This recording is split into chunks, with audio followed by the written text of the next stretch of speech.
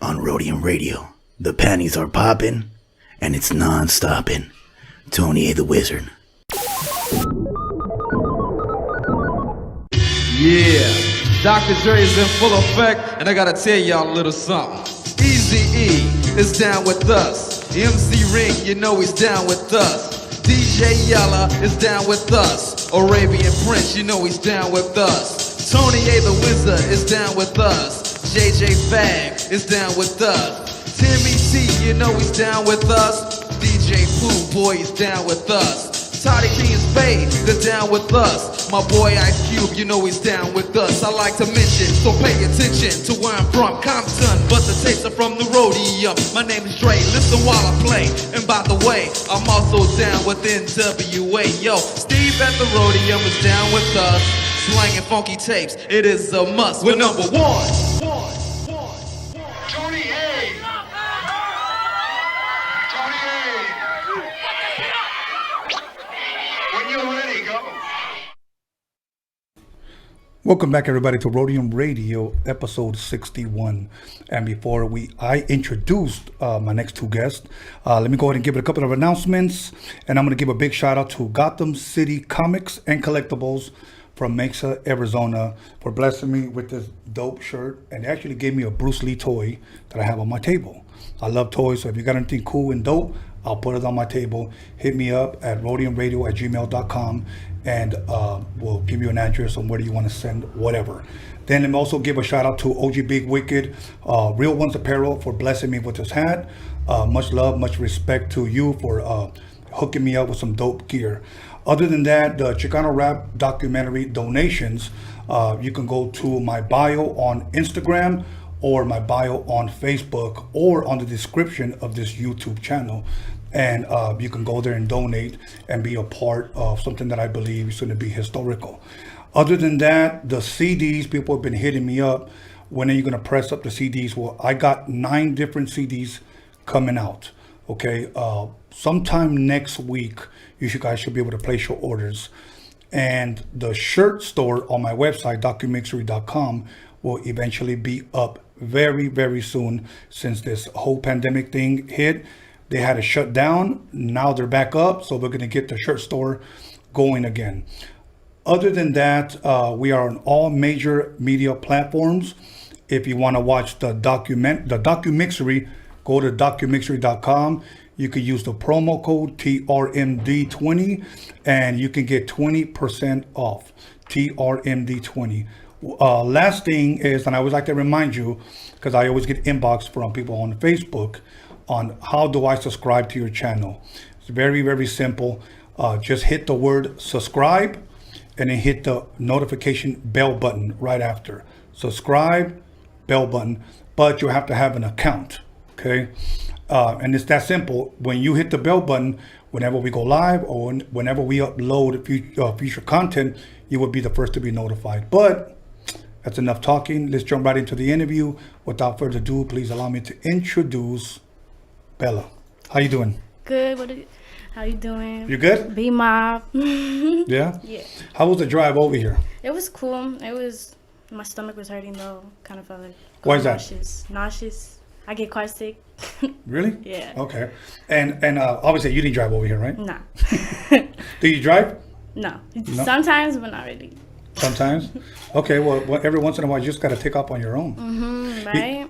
No, I'm only playing. I'm not trying to, Did you hear about that 5-year-old kid that took off on, it was on the news. He took off on his dad's car, headed to California to meet a guy for a Lamborghini. He wanted to buy a Lamborghini for $5. 5-year-old? A 5-year-old. What? Yeah, and then they saw him swerve. They saw his little fat ass swerving on the freeway, and the cops pulled him over.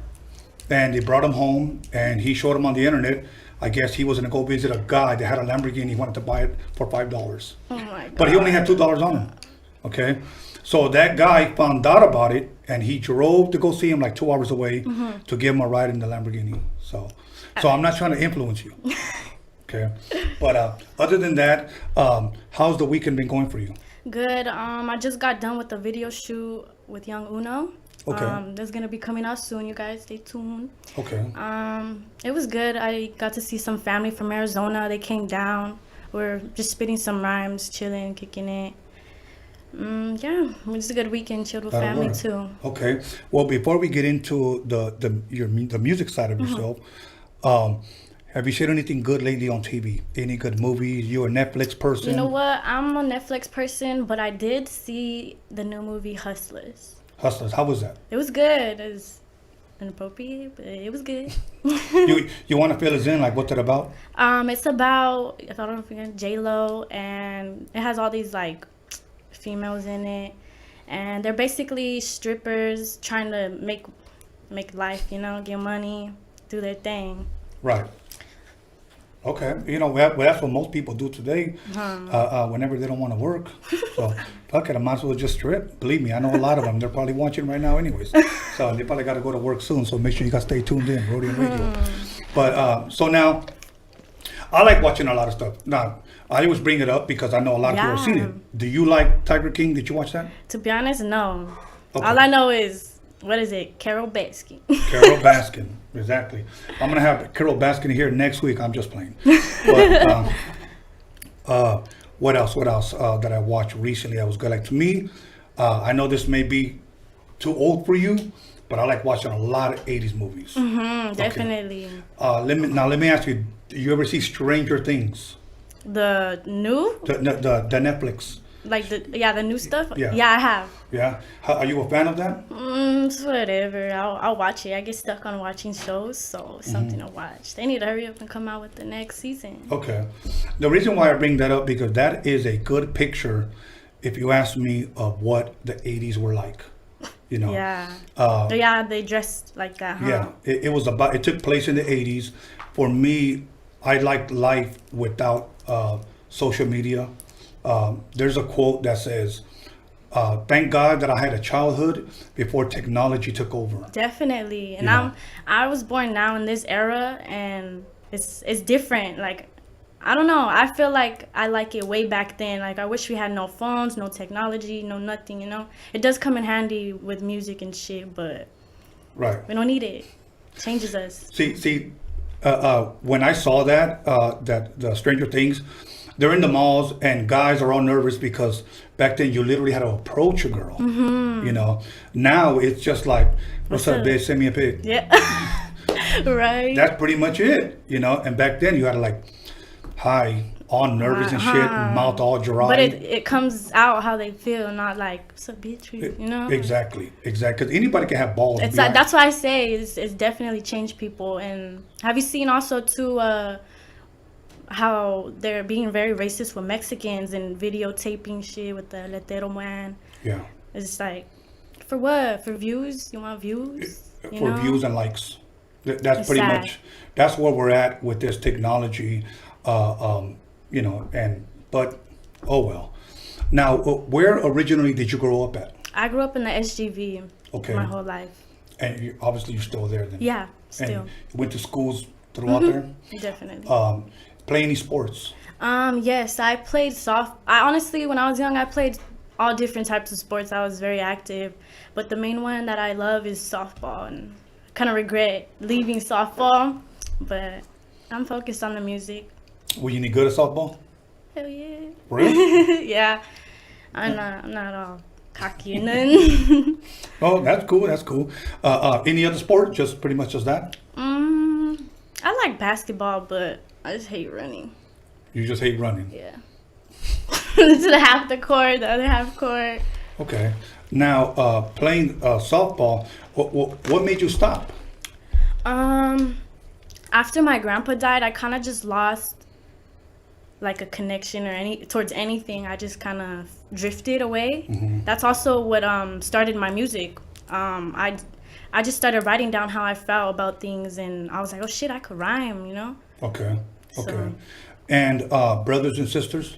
I got 2 brothers and 1 sister. Okay. And do you guys fight a lot? Nah, we all live separately, you know? Okay. You know, it's funny because me coming from a big Mexican family, 5 brothers, 4 sisters, we always threw fucking blows. Like, I have cousins that are like my brothers and sisters. I see, so I can imagine. yeah, I have a sister named Alma. I love her very much, but we used to go at it. Like, she used to pull my hair, I used to pull her hair. Yeah, I literally get down with my cousin and shit. Fuck it, listen to me. Santos. Just kidding. Yeah, there you go. You give him a shout out. He told me, like, give me a shout out. There it There you is. go. Now, your mom, you came with your mom. You stayed with your mom. Everything. How does your mom feel about where you're going right now as far as your music is concerned? She's very supportive with me, you know, especially as a young girl. She's very supportive, and she knows, like, this is what I really want to do, you know? So she's down with anything to help me out, always here for me. That'll work. Definitely. And you ever play any instruments or still playing any type of instrument at all? Yeah, since I've been younger, I've been playing drums, but I don't really, like, do full-on music. I'll play around, just do what I feel. Right now I'm learning guitar, electric guitar and acoustic. Anything, honestly. Like, I wanna be very active with this music and get into different elements of things, everything new, you know. Awesome. And I think that's the best way to go, because one thing that I never had patience for is instruments. I tried going when Trisha was here a couple of days ago. We went to the same community college. She went to Harvard College to take voice classes. I went there to learn piano. And I just did not have the fucking patience for it. Pianos. Yeah, I didn't have the patience. So if I could encourage you in anything, take your time. You're still young enough to do what you want to do. And I'll tell you why. Because when I started producing at an early age, I had to pay people to play piano. I had to pay people to play bass. I had to pay people to play electric guitar. I had to pay people to play percussions. So if you can learn as much as you can produce your own music. Definitely. That's what I'm planning to do, is produce my own beats. And right now I have a little studio in my room, so I'm working on producing my own music and getting the vocals down, everything, singing too, and working on that. Okay. And now growing up in in your home, what type of music did you grow up with? Like, what would your mother play at home? My mom likes oldies. My family loves everything, different types of music, and everywhere I go, they're always jamming something else. My grandpa's the one who always was bumping music, putting me on to music, and there's always Chicano music playing around the house, like War, you know? Okay. So Santana, all of those people, and that's what kind of inspired me, so. Okay. Any Spanish music ever been playing around your home? You know, sometimes, yeah, but it's not like, ooh, you know. I don't really speak Spanish, but I'll still listen to it. Okay. Now let me encourage you in this, that if you can, learn the language. Okay. Learn the language, because coming up in a Mexican home, we weren't allowed to speak English at home. Yeah. You know, and because my dad used to always tell us, it's very important to know your own language and to be ahead of someone by knowing two different languages. You know, that's a benefit too for working. Big time, because even though you may be qualified, but if they have somebody that speaks multiple languages, they probably take that person first. Yeah, definitely. You know, so and I do believe that an education is very, very important. So, and the reason why I say that, because remember this, that there's show and then there's business. Yeah. There's show and then there's business. Most rappers know nothing about the business part. And then what happens is they take money from the record label. Okay. Then when they see the record selling, they don't realize that they have to pay that advance back. So when they don't get money back, they start wondering, like, hey, you're ripping me off. What the fuck?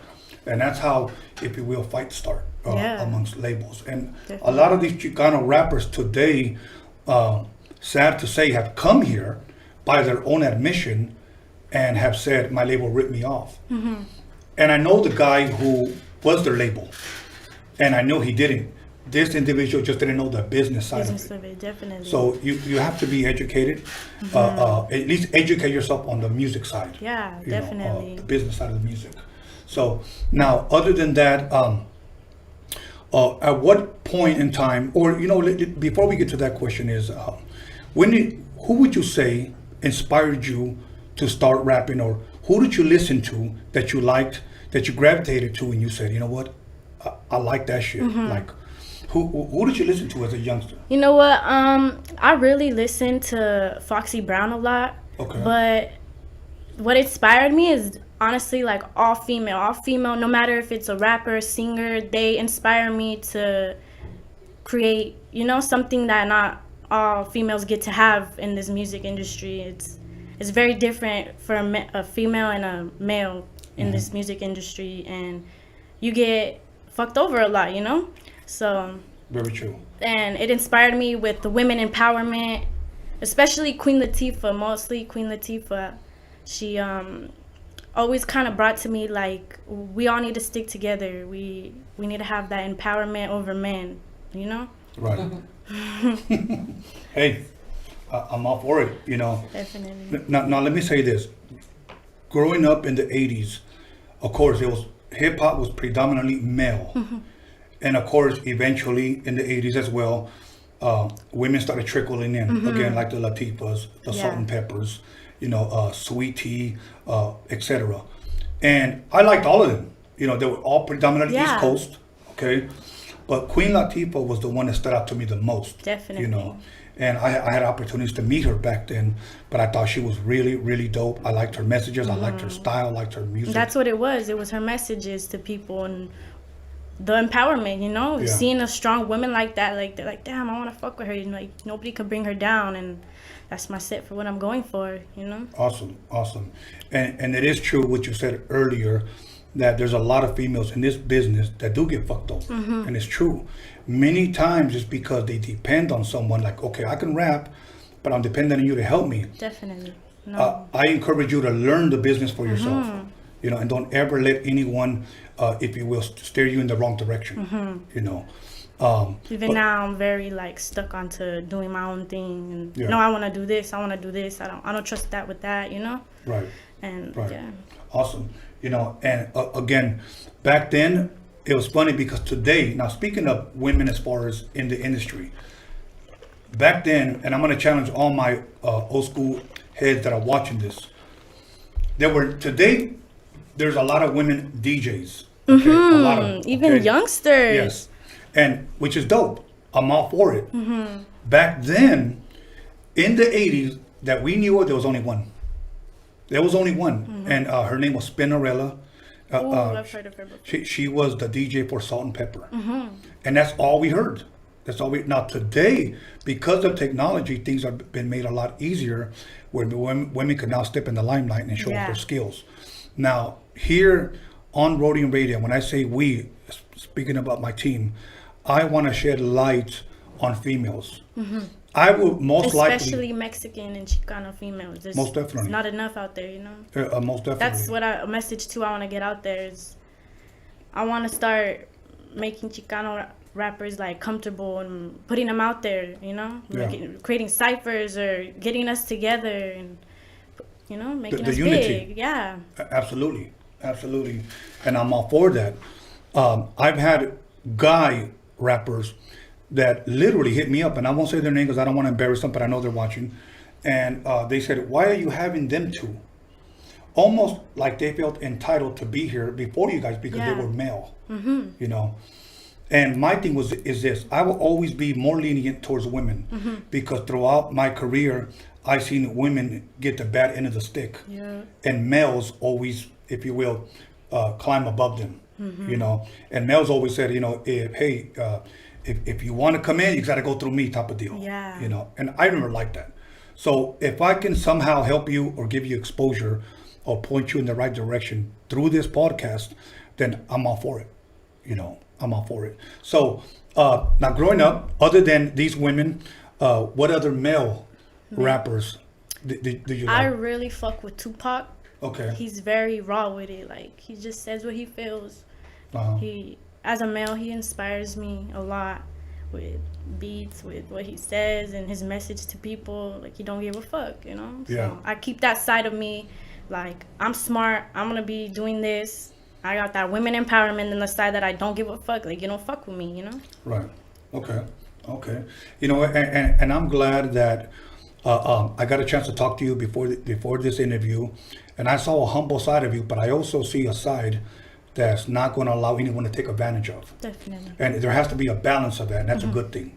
That's a really good thing because, but we'll get to that. Now, other than Pac, give me a couple of other rappers that you bump or you grew up listening to. It could be East Coast or West Coast, doesn't matter. The old school rappers. I'm on the spot right now. Let me start with like King. I like King Lil G a lot. Okay. Bone Thugs, definitely, especially.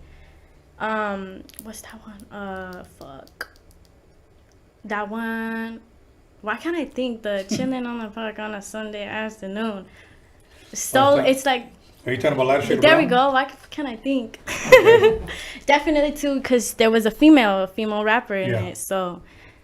Yeah. Shiro was the singer, and then Teardrop was the rapper on a song called Latin Active. Yeah. And it's funny because one of our first shows that we ever did, me and High C together, I was about 22. We went to Mesa, Arizona. We were at a car show, and that's where I first met that girl, Teardrop, Mexican rapper. And I thought she was dope. The crowd was going crazy because that was the first time that they had seen something like that. And then she just disappeared. Yeah. So a lot of women, again, like they come and they go. Yeah. It's crazy. Well, you have to stay active. You have to stay busy. Yeah. And in today's technology, the good thing is that that's the benefit. Through social media, you can stay active and at least communicate with your fans. If you can promote yourself, like I was sharing with someone today, promote yourself until it pays off. And it's very, very true. Definitely. Promote yourself. Use the technology that you have.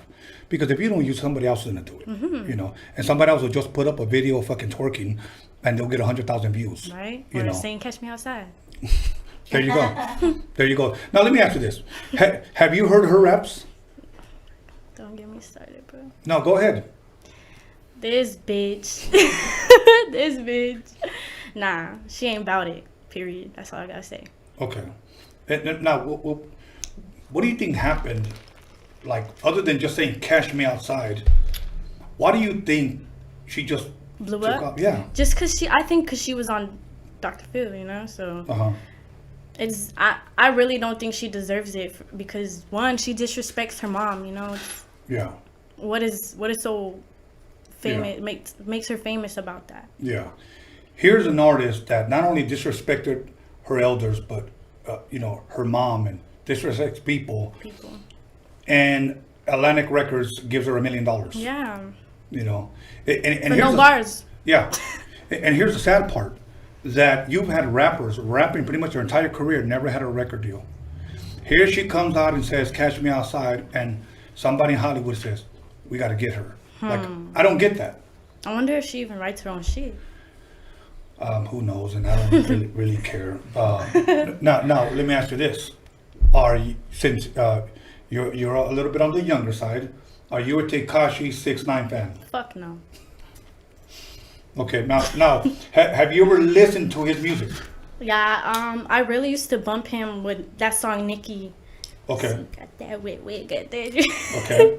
Yeah, that's when I started kind of bumping him, and then after all this shit happened, and I was like, Well, and he started getting worse when he got out too. Yeah. So I don't think his music at all. Well, here's a guy that pretty much, he by his own admission, I snitched, but I'm sorry now. Please forgive me. I understand what he means though. Like they fucked me over, so I'm gonna fuck them over. But you don't snitch. You don't. Right. And here's the bad thing. Here is a Latino kid that was surrounded by a bunch of other black guys. Okay, all of these guys all snitched on each other too. All of these guys, but he's the only one that gets called on it. And if you really think about it, he's the only Latino. That gets called. That gets called on it when they all snitched. And of course, that's too, like in music industry, getting fucked over, Yeah. So, but at least it looks like he's winning. At least that's what it looks like on social media. Yeah, money. Yeah, but do you really want to have money and not be able to go anywhere? Or do anything, or do have anything. people hate you, or want to kill your ass. That's where money is not worth it. Definitely. Remember this: not all money is good money. Let that one sink in for a while. Not all money is good money. And maybe he might have taken the money, but now he's got to look behind his back every time. People have spotted out where he's lived, and they've gone after him. Yeah. So, it's crazy. yeah, it is. It is. So now we got a couple of minutes. So before we get into, before we go to our break, why the name Bella? Cause I'm that bitch. I'm just kidding. Ever since I was young, my family's called me different names, but Bella is the one that kind of fits me, and it's just what I stuck with for forever, and I'm gonna stick with it. Okay. Be mob. Okay, that'll work. Okay, here's what we're gonna do. We're gonna go ahead and take a 10-minute break. I'm gonna come right back, and maybe you'll give us a little something. Yeah. A couple of bars. Yeah. Cool. Down with that. That'll work. Okay, everybody. We're gonna go ahead and take a 10-minute break. Make sure you call somebody, text somebody, page somebody, slap the shit out of somebody, let them know that Bella's in the motherfucking building. And be back. Go get a couple of modelos. Go take a shit. Come back. Get some popcorn. And she's gonna spit some bars. We'll be back in 10 minutes. Rhodium Radio, and I am your host, Tony A. the Wizard. We started a GoFundMe page because we need you to help us meet our goal. And our goal is to release a Chicano rap documentary. And we need you to be a part of this. Everyone who contributes will have certain incentives offered to them. For an example, I'll name one. Your name will be on the credits of the film. Everyone who gives, everyone who contributes, their name will be on the credits. That's just one thing that we have to offer. But yet, if you read the description, you see other incentives for your contribution. If you've seen the Roadium mixtape DOCUMIXERY, you will not be disappointed with this documentary, shining light on Chicano rap, the Chicano culture. It is something that can be used as an educational tool now and in the future. So once again, help us meet our goals so that we can start production. And remember this, we have a voice and we will be heard.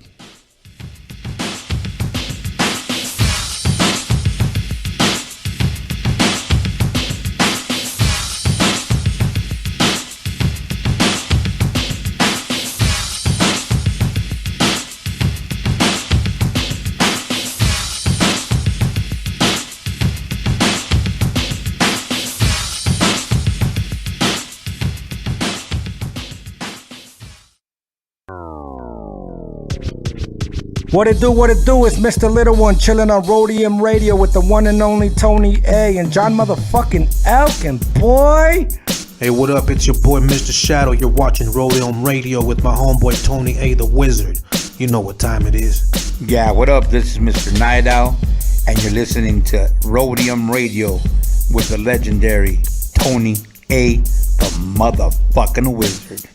Yo, what's cracking? Nosotros somos Aquid y estamos aquí con Tony A. the Wizard. You know Roadium Radio, damn it. You know what it is. Yo, what up? This is Mellow Man Ace Padrino, and you tuned in to Roadium Radio with my man Tony A. Keep it locked. Yo, what's cracking? It's your boy OG Arabian Prince from the world's most dangerous group, NWA. Sitting here with my boy Tony A. the Wizard on Roadium Radio. What's up, everybody? It's your homegirl Magic Girl, and you are now listening to Roadium Radio with Tony A. the Wizard. Yo, what's up? This is Bozo, aka Emiliano. You tune into Roadium Radio on Tony Vision's YouTube channel. Let's get it. What up? This is Misfit Soto. You guys are now in tune to Roadium Radio right here on Tony Vision on YouTube. Yep. Check it out. This is MC Poncho on the MIC. Shout out to Tony A. the Wizard, Roadium Radio. You already know. What up? This is DJ Trick, Spanish Fly, and you're watching Tony A. on the Roadium Radio Show. Big G, Roadium Radio, Tony A. in full effect. Stay tuned, watch, listen. This is how we doing it over here. Yo, what up? I'm out here. It's Big Daddy Swoles. I'm jamming with my man, Tony A. the Wizard, out here on Roadium Radio. The podcast is off the hook. Check us out. This is DJ Clientele, and you are listening to Roadium Radio with Tony A. the Wizard. Yeah, this Baby Bounce here with Tony A. the Wizard. You are now tuned in to the Roadium Radio. We do it for the people. You hear me? Mic check.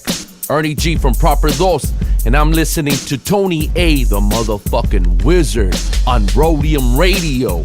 And if you don't know, you should know. What's up, everybody? This is Soren Baker. I'm the author of the book, The History of Gangster Rap, in stores now worldwide. And you're listening to Roadium Radio, hosted by Tony A. Make sure to check it out. We talk about the Roadium mixtapes. We're here. Soren Baker, Rhodium Radio.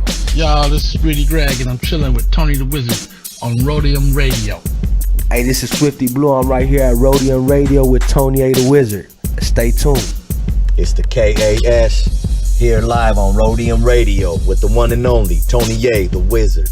What up, y'all? This is Kiki Smooth, the first Mexican rapper out of Compton, rich and ruthless, and you're listening to the Rhodium Radio with Tony A, the Grand Wizard, El Mago himself. Hey, Compton's in the house. What's up? It's Quete Yes Guy with my harbor out of homeboy Tony A the Wizard on Rhodium Radio. Yes, guy. Hey, what's up, gente? It's your homeboy Duende. You're tuned into Rhodium Radio with my homeboy Tony A the Wizard. Ya te la sabes, wey. What up, what up? It's your boy Baldacci the Beast, Air for Music, the face of LA, right here at Rhodium Radio. Make sure y'all tune in. Your boy Tony A the Wizard. Brah. This is Kelvin Anderson, owner of the world famous VIP Records, and you listen to my man Tony A the Wizard on Rhodium Radio. Yeah, what up? It's Lil Blackie, the Brown Super Baller, and you checking out Rhodium Radio with the homeboy Tony A the Wizard. Yo, what's cracking? It's your boy OG Big Wicked, Real Ones Apparel, Orange County. Out here with my boy Tony A the Wizard, Rhodium Radio. Y'all make sure to peep it. Peace. Que tranza raza, aquí su servidor, Sinful and Pecador, and you listening to Rhodium Radio with my boy Tony A the Wizard. Check, what's up? It's your boy Capital I Man from the Mexican Crew, and you're tuning into Rhodium Radio with my boy Tony A the Wizard. Motherfucker's a legend. What's up, y'all? This is Chris the Glove, and you're watching the Roadium Radio Show on Tony Vision on YouTube. What's up? This is Mr. D on Rhodium Radio, kicking back with the homeboy, Tony A. Yo, this is Fancy the Boss. Tune in on YouTube at Rhodium Radio with Tony A the Wizard. What's up? This is Leah Farsayer, aka the Dragon, the Serpent, the Spear. I'm on Rhodium Radio with my boy Tony the Wizard.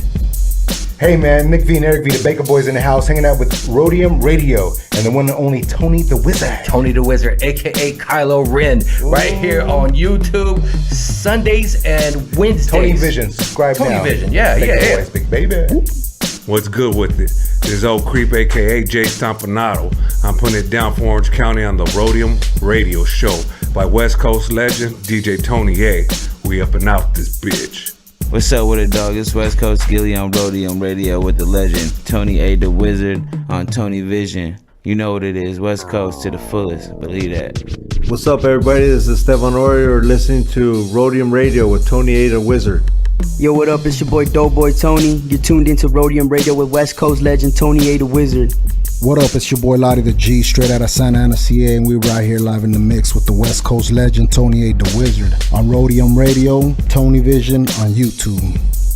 Yo, what's up, world? This is Cool 187, above the law in the building, and you tuned into Rhodium Radio with my man Tony A the Wizard. What's up? This is Darren Vegas. You're on Rhodium Radio with Tony A the Wizard.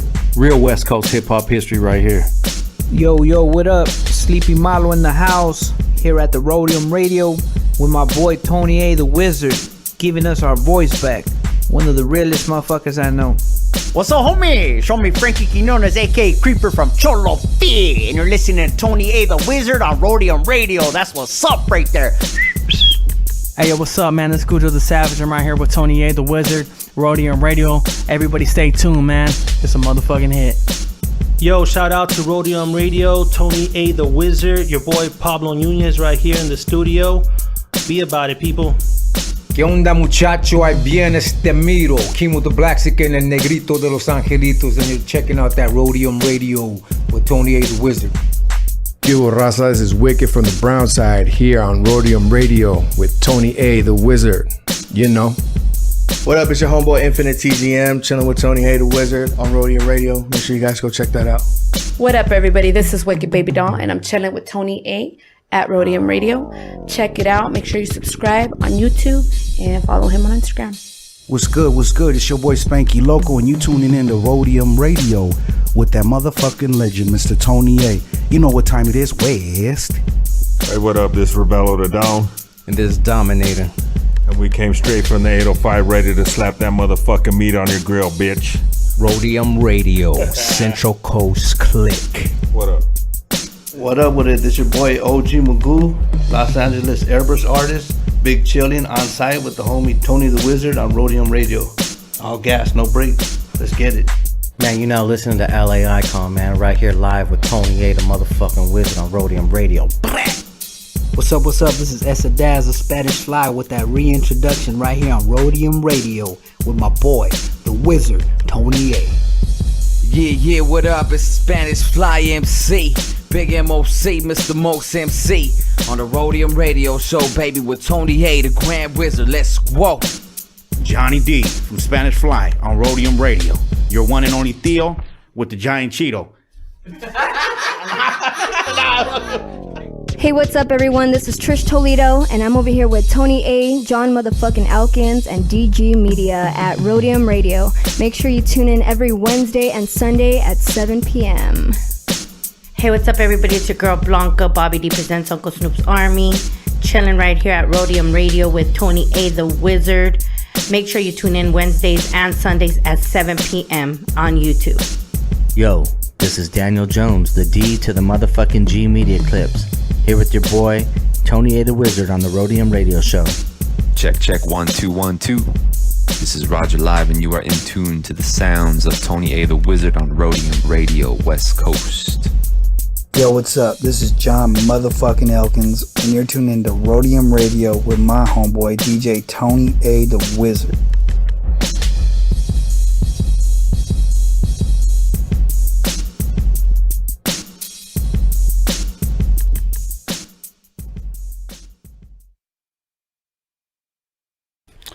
Welcome back, everybody, to Roadium Radio, episode 61, with the podcast that slaps you across your fat ass with a fat dick. So we're going to go ahead and jump right back into it so that we don't waste any more time. How you doing? Good. Still hanging in? Yeah. Okay. You know what? One thing I forgot to ask you, because I saw it on the flyer. Who's your favorite football team? Raiders all day. For real? Yeah. Oh, man, I thought we could be friends. But now, I'm a Cowboys fan, okay? I know you probably say the Cowgirls. I get it. The door. Okay, yeah. The door. A lot of people, always, the Cowgirls or whatever, but that's my team, and that's your team. That's what you grew up with. That's what you represent. Cool. That'll work. You know what? Earlier you pointed out the It doll. Have you seen It? Yes. Both of them? Yes. Okay. Which one did you like better, one or two? The first one. It has to be the first one. The second one was a little corny, but it's just because they're adults. It's better as like kids, you know. Right. That's from the original way I seen it, and now it's like. I don't know if you caught, but the kid with the glasses on It was the same kid on Stranger Things. Yeah, I heard it was almost the same thing. Yeah, I was watching a video about them. He almost got kicked off of Stranger Things for that, for trying to work with It. Really? Yeah, they have very strict, especially because they're young, they're kids, so they have strict things like diets. You can't cut your hair. You can't, Damn. Right? Yeah. It's funny because that has been going on for years. Somebody recommended a documentary, and it's called Bombshell, about an actress called Hedy Lamarr. And she became a drug addict because she would work 12, 14, 15-hour days in acting, and the studio was giving her drugs for her to stay awake. So what happens is after she stopped working, she got addicted to those, So what you're saying doesn't surprise me, that they tell these kids. But one thing about Hollywood and one thing about this business is that it's a brutal business. Definitely. The dope thing about today is that you could be independent. You can be, you could own your own record label, your own apparel, and manage it all yourself. And not all labels are like that, but I specifically want to be independent and fuck it, hopefully maybe make my own record label or some shit, Yeah, make your own money. Okay. So now, would you feel comfortable busting a couple of bars? Yeah. Yeah, whenever you're ready. Aye. Whenever you're ready. Take your time. Hey, I kill my verse so you could see what type of bitch I am. And I don't do it for the money, but I want some bands. Keeps the family all around cause I don't trust a friend. And keep my guard up cause that bitch was hanging with my man. Swear I'm tired of the hoes that think they took a dub. And bitch, I'm really with this shit, you better fuck me up. Say we beef, but I'm their idol, texting me what's up. Post a clip up on the gram, but they ain't keep it tucked. Dope. Now, thank you for that. A lot of your lyrics, what are they inspired by? Me, it's things that have happened to me. You know, I'm young and I've been through a lot already, so I just write how I feel and let it out. So if you're getting offended, suck it up. Well, hey, I like the attitude. That's dope. Reminds me of me. So now, what led you to get into, if you will, this music industry that you're venturing in on? You know, why? You know, my family's always been into music, especially my grandpa, my pops.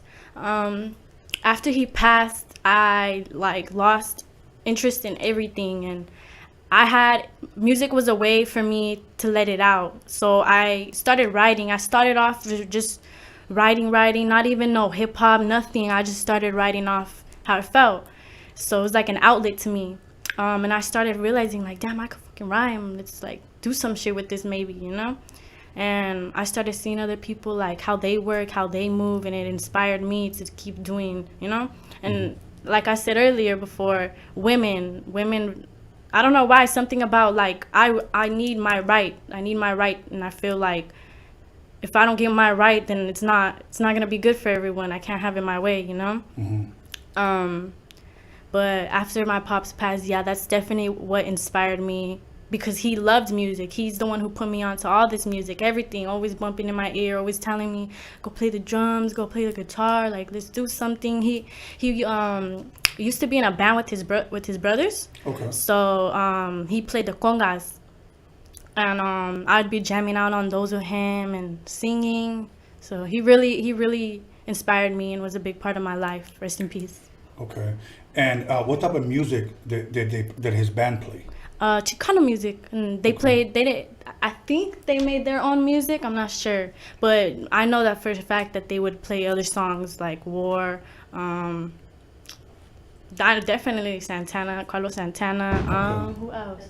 Yeah, Led Zeppelin. Just varieties. Yeah, different varieties of everything. Okay.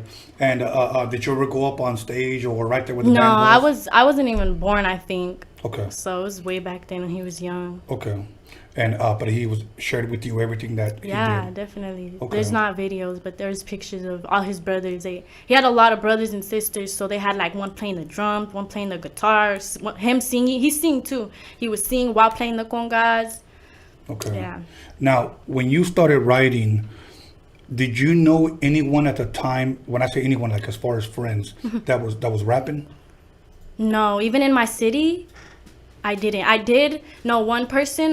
Shout out to Gucci Pancho. He used to be my producer and everything, and he started rapping, and I was like, fuck it, like let me try it, and I started rapping with him.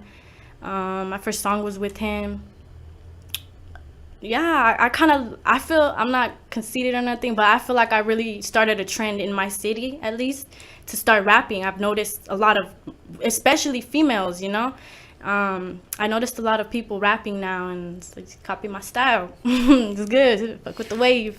Now, when you started writing, and you started pretty much rhyming, if you will, what was the next move for you? Were you rapping to other people's beats? Did you think, okay, I want to start recording now?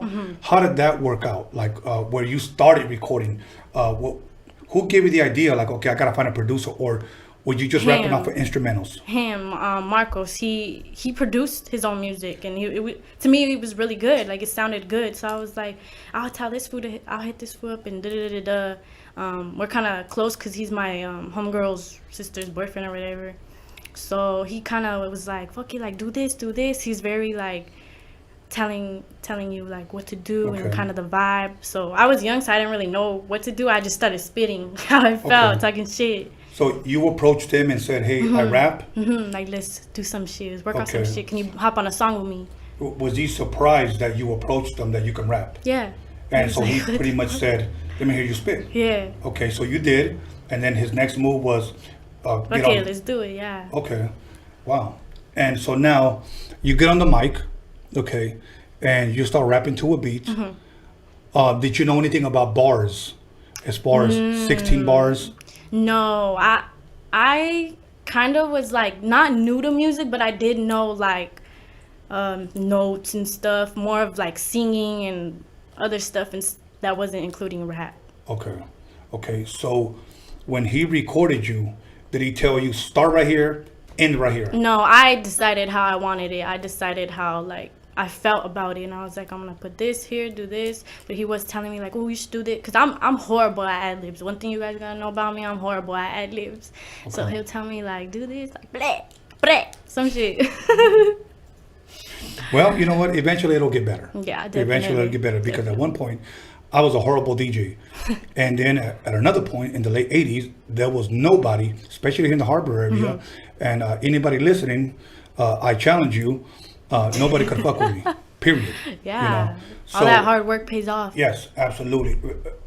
Will always pay off. There would be times where my friends, me being a teenager, had 2 turntables and a mixer, okay? My Fridays, Saturdays, Sundays, my weekends were pretty much spent in my room, just me cutting it up. My friends always say, hey, you know, we got some girls, we got some 40s, why don't you come chill with us? I'm practicing. Yeah. And you know what? It eventually all paid off. Don't ever think because maybe the homegirls or the homeboys want to take you out or whatever. But if you feel I got to finish something, finish that, because this is long term. And I'm the type of person that get anxiety for not doing something, like making moves. I get anxiety just like not doing nothing, you know? I just want to always, if I don't feel like I'm not doing nothing, I'm just like, let's do music, let's do this, some shit, make hyped up. You like staying productive. Yeah. Okay. So now you record this song with this guy, and he says, okay, cool, stop, let me play it back, and he plays it back. You hear your voice over the speakers. What did you think? I said, let me redo this. So obviously you weren't feeling it yet. Yeah. Okay. My voice, I know I'm still like growing. I cannot wait till my voice gets to where I want it to be in rapping. But as of right now, like I'm really comfortable with it, but still working on it. So when I'm in the studio, I'm always like, can I redo that? Can I redo that? Let me redo that real quick. Like it's not gonna be one time go. Right. Okay. So now you finish your song. What's the next move? Did he release it? Did he throw it out there on Spotify? Did he release it on the mixtape? Nah, we weren't like all into that ASCAP and Spotify and all that shit. We were more into SoundCloud, like YouTube, SoundCloud. Let's put it on there. Yeah, I wasn't. At first, I started off. I did not really care about the money or anything. I didn't know much about it. I just wanted to do it just to do it. It was an outlet for me just to let it out.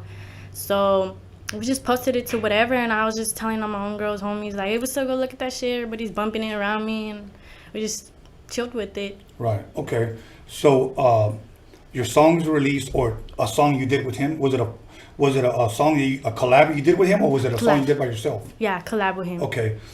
What was the response that you were getting back from people? Were you a little nervous that people were going to hear it and say? Not nervous of that. I was just nervous of like, I don't know. I'm not the type of person to care if you hate me. I just get nervous. It's like me putting myself out there into the world. Right. So that's one thing too, is like I feel very strong for doing that, putting myself out there into the world for people to know me, see me. Okay. When you put it on YouTube, did you ever go read the comments? Yeah, but I just read them and laugh. Like, the fuck you gonna do? Okay. Well, if you will, what were some of the comments that you think like? Whether good or negative, give us one I think like variety. Okay, give us a good comment that you might have read. Damn, she go hard. Okay, now give me the negative one. I'm not a negative person. Well, just whatever somebody might have. Let me see. Let me think. I think it's not on that song, but the one comment that I had before with this recent song I did with Young Uno. He said, this song goes hard, but that high nut's trash. Okay? Now, I'm going to ask you something that I've asked several other females here. And to me, it baffles me.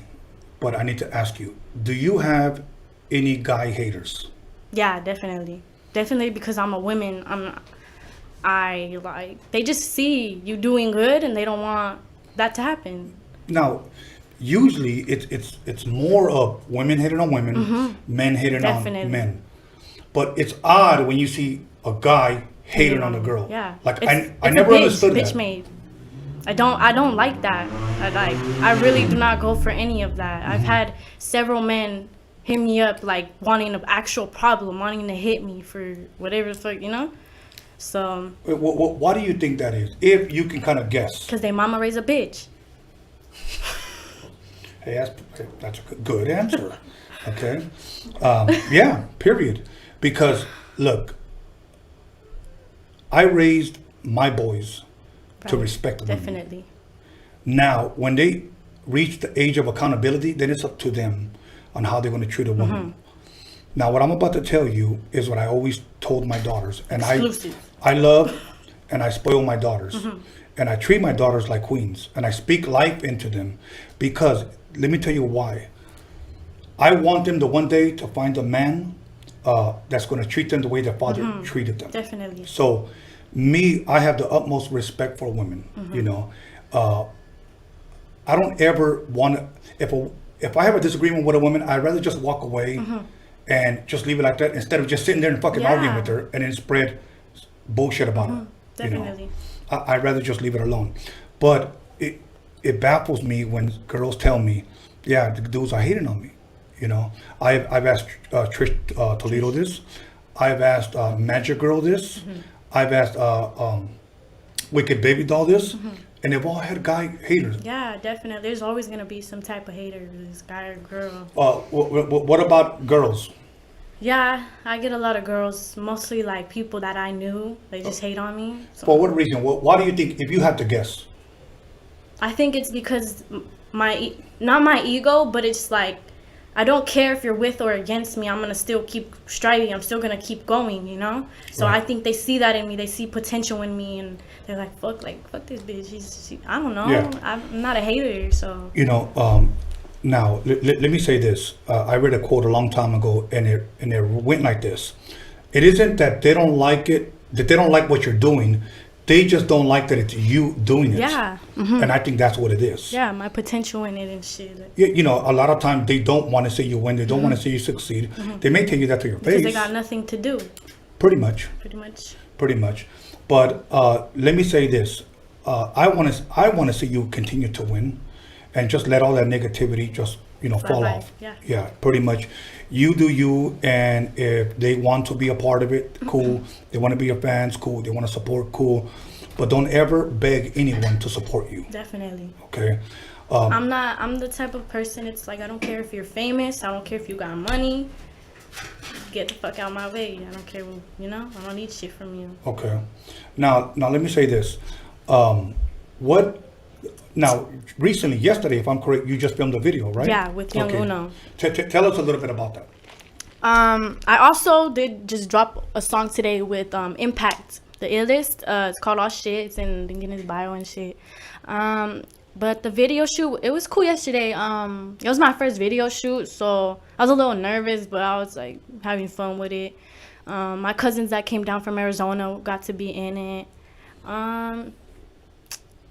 I'm a video person. Like, I'd rather I could be on the show. I could be on the stage all day. I could be on a video all day. Interviews just scare me. Okay. Well, you know what? Get used to it, because if you believe that what you're doing is going to take off, I believe that you're going to have a lot more of it. Eventually, you'll get better. But let me say this.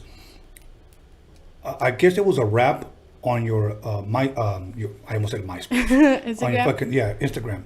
And I played it for my son. Now, my son is a lyric guy. He loves lyrics. To me, I'm more of a beat guy. Yeah. And it's, tell me what you think, mijo. And he'll tell me right away, like, nah, it needs work, or trash, or I see potential, or that shit is dope. He said this, I see potential, Dad. Like, honestly, who is she? And then I showed him you. And he tripped out that you were Latina. He goes, I would have never have thought that. He goes, you know what? I think she has potential. I'm being real with you. I get a lot of that too because of my style and music. I'm not only into Chicano music. I even want to start making oldies, you know? I want to do everything that I can. I want to be versatile with my music. Okay. That's good. always set goals. Set goals. For an example, if you say, I want to release an album, hypothetically speaking, I want to release an album or EP by December. Give yourself a date. Yeah, definitely. I've been doing that. December 1st. And do anything possible to meet that. Once you meet that, you continue. And you continue. That's how you win. Surround yourself, if you can, with a good team. And that's how you win. Because let me tell you something. Even though by myself, I cannot run everything. I got guys taking pictures and running the board. I surrounded myself with a good team, and that's how you win. Now, a lot of times, the bad thing is that you get people within your team, and I'm not speaking about this, but just in general, that don't like what you're doing. They want to be a part of it, but just in case you blow up, just in case I want to go along for the ride, you know. Every once in a while, you're going to have to pretty much check your surroundings and make sure that they really, truly have love for you. You know. So now, how many songs would you say are out there right now, and where can people hear them? Of me? Yeah, of you. Right now I got like 4 songs out. I'm working on a mixtape and an album. Be ready for that. I got some dates right here so you guys can know. Okay. So I got the music video with Young Uno that I did this weekend, dropping June 6th. My mixtape is dropping June 12th, so be ready for that. It's gonna be called Chronic. I also am working on a video. I haven't dropped it. It's a little summer hit, but it's called Breeze. I'm working on that right now. It's gonna be dropping June 5th or June 19th. So, yeah. Okay. And do you have anybody specifically doing your videos, or is it just a friend, or? This recent video, that guy Gucci Pancho, he's now doing videos. So he went from producing music to doing videos. Awesome. Or he's doing both now. I got him to do it, and he's real good at what he does. So, and for a cheap price. It's not too much. Right. $300. Okay. Now, as far as music is concerned, who's doing your production, your music? Right now, 100 beats, huh? I found her through Rae Monique. You guys know her. Go check her out, my bitch. I found him off of her, and he's been producing me for like a few months, barely. So I'm planning to keep working with him. He's real good. I love how it sounds and everything. Okay. Are you open to work with other producers? Yeah, definitely. Okay. But it's different as a woman, you know, like they just want to get at you. And before I had my manager, shout out to Erica and B&B Entertainment.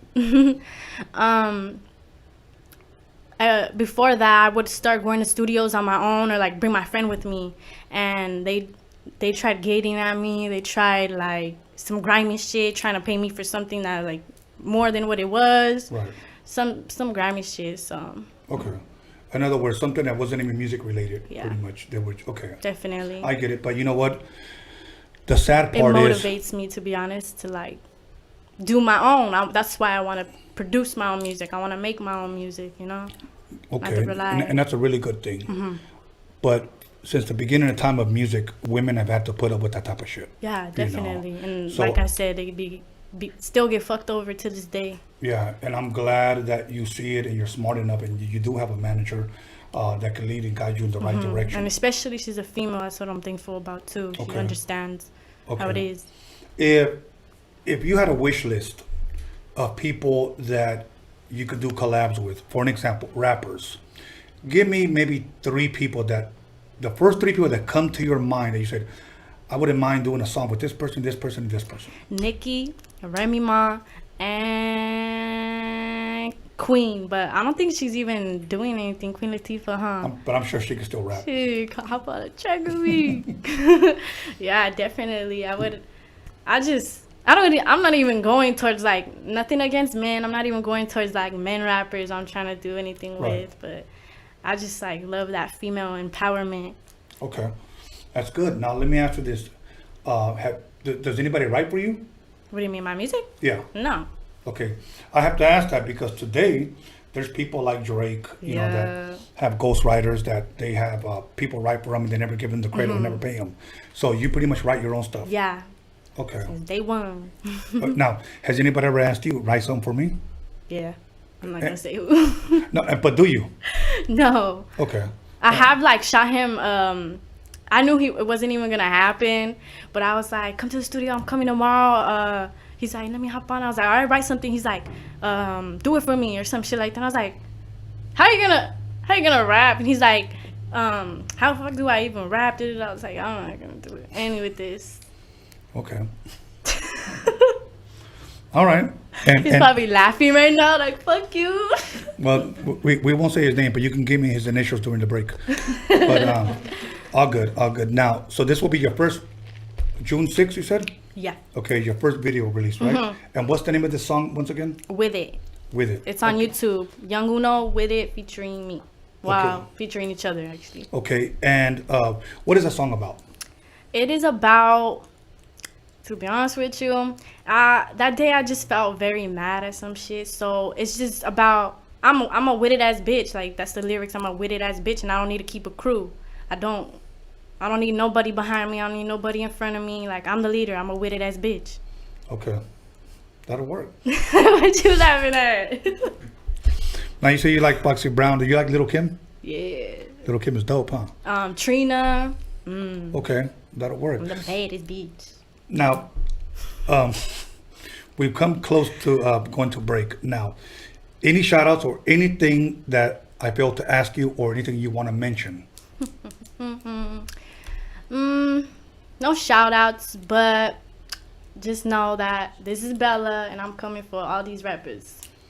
Period. That's it. June 6th, everybody. Once again, With It, her and Little Uno. Young Uno. I don't know why Little Uno. Little Uno. My bad. Okay. But I'm going to be looking forward to that song, okay? Mhm. And where can people, would it be just YouTube, Spotify? Everything. It's on all platforms right now. It already right now. dropped. The Okay. music video is dropping though, but it's on everything: YouTube, Spotify, SoundCloud, anything you want. Okay. And also the song I dropped today, All Shit, YouTube, Spotify, everything. Okay. Now, I'm going to say this in front of your manager and in front of your mother, that whenever your album drops or whatever, you're more than welcome to come back here and promote it. Okay, thank you, definitely. Anything that I can do to help you climb that ladder, that's what I want to do. I appreciate that, like, Okay. definitely. So, all good. Okay, everybody, we will be right back in 10 minutes with Rae Monique in the motherfucking building. So go get yourself a couple of modelos, make yourself a michelada, get your popcorn ready, because shit's about to jump off. We'll be back. And we heard about this young kid from the Harbor area named Tony A. And he was a DJ, you know what I'm saying? He was going in with the big stars, you know what I'm saying? And he was like one of us going in and infiltrating inside of all these MCs, you know what I'm saying? A Rhodium mixtape is just mixed of different types of music, no matter what genre it is. And like I said, it's like making your own musical movie. When La Raza came out, man, even the amount of sales of the single of La Raza that got moved out of the Rhodium was crazy, bro. And that song just got played and was played in all the stands over there. And I was blessed to go back one time even to see it, and I want to say in 91 or 92. Although they were not black, they were Oriental, Asian, whatever you want to call them, they were cool. And they embraced everybody, blacks, Latinos, whoever came to the swap meet to want to buy music, they were record people.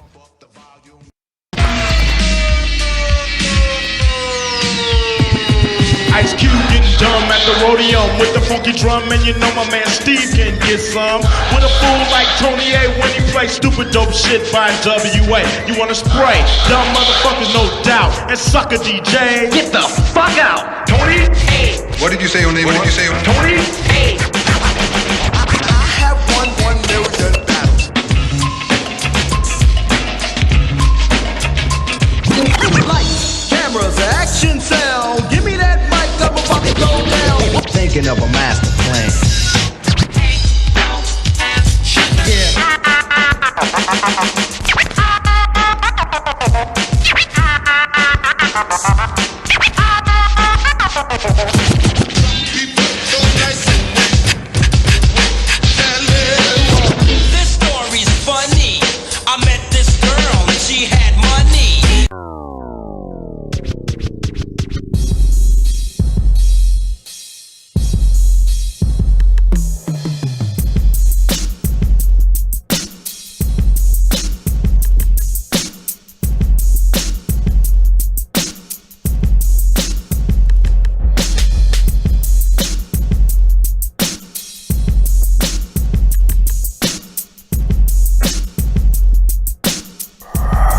Rhodium Radio.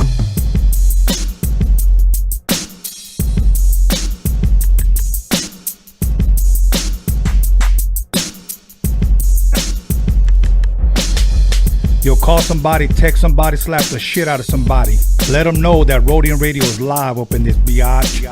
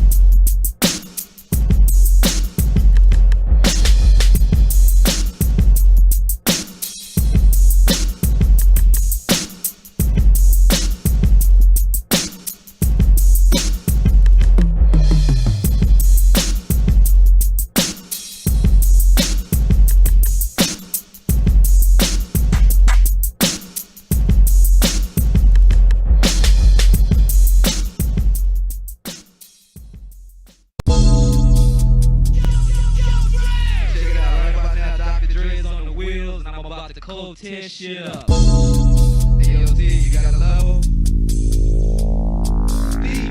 hit record, man. Get busy with Easy and Tony A on the 12 Techniques, see? Here's a little something about a nigga like me. They never should have been trying to take from me. Yo, this is your main man, man.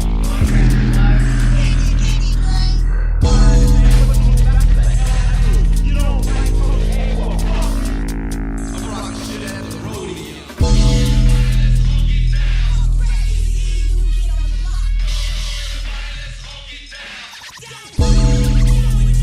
Let's do 1, 2, 1, 2. Right about now, you ain't tracing the motherfucking. drop that, baby.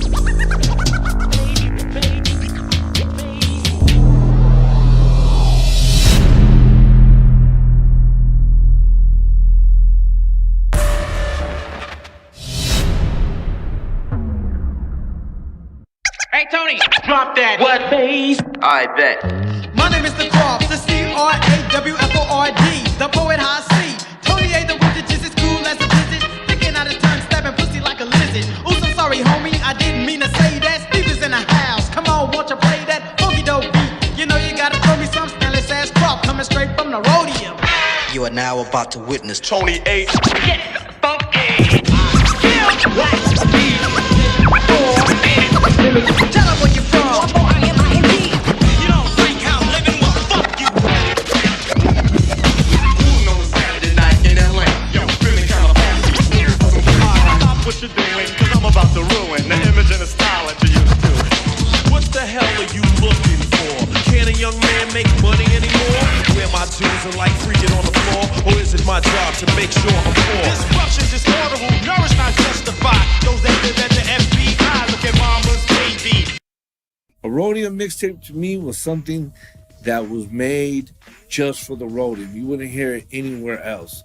And they would do raps on those tapes that were nowhere else. You know what I'm saying? And they were truly the first mixtapes that we ever heard, you know? And they would shout the Rhodium out, and you could kind of tell it was like someone's garage, maybe. The little echo, you know what I mean? It wasn't completely perfect and polished yet. But that was the beauty of it, that it was so raw that we could feel that shit. And I would just play them shits and draw. That was my inspiration, my motivation to draw. So I always had to have some type of music. You know, if it wasn't the Dynamic Superiors or the Temporis or some funk playing, it was, you know, second to none. It was quick. It was the Penthouse Players, you know, High C. And Tony G was at that time was like a god too. You know what I'm saying? He was out there DJing Latin freestyle parties, and all the girls had their hairspray like a lion and shit, and hickeys on their neck, and man, pushing strollers, and we'd be like, ooh, look at you know, these parties at La Casa and shit. You know what I'm saying? In downtown, and mini trucks and beds were folded in the air like transformers and shit in the boulevard, coming up and changing and flipping, and subwoofers beating before the person even hit the corner. You get goosebumps, like damn. And Elko would bend the corner on Dayton's, and you were like, ooh, that fool's strapped right there. That fool gotta be strapped. Motherfucker had candy ribbons, little Willie ribbons from Compton on the side of his shit. Jerry curl dripping all over his shit.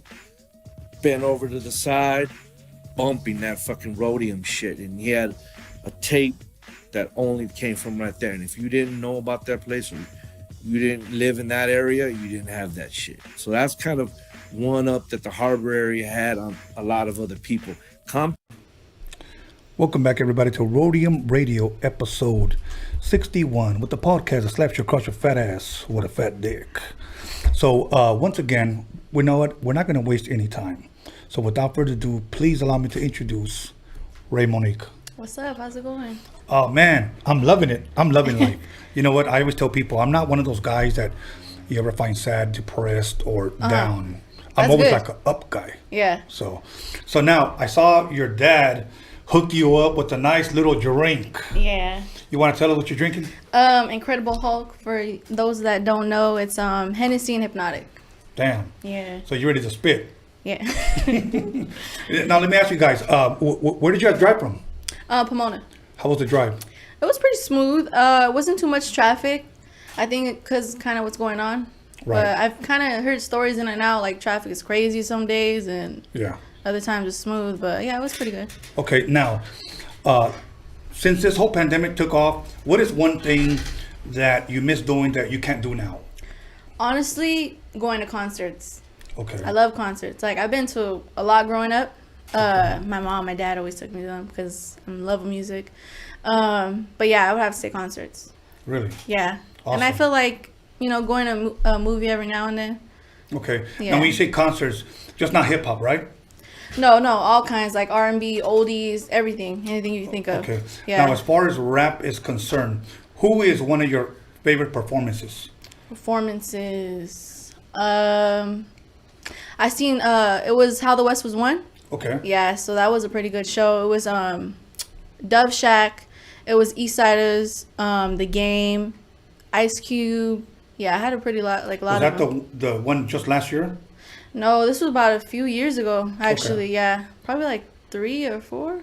Okay. I'm not mistaken. Well, you know what? If all things go well, one day you'll be up on stage with them. Yeah, that would be bad. You know, yeah, that'll be dope. That'll be dope. You know, one thing that Trish Toledo said a couple of days ago, that she would go to a lot of concerts and she would see people and she, man, it would be amazing if I could just perform.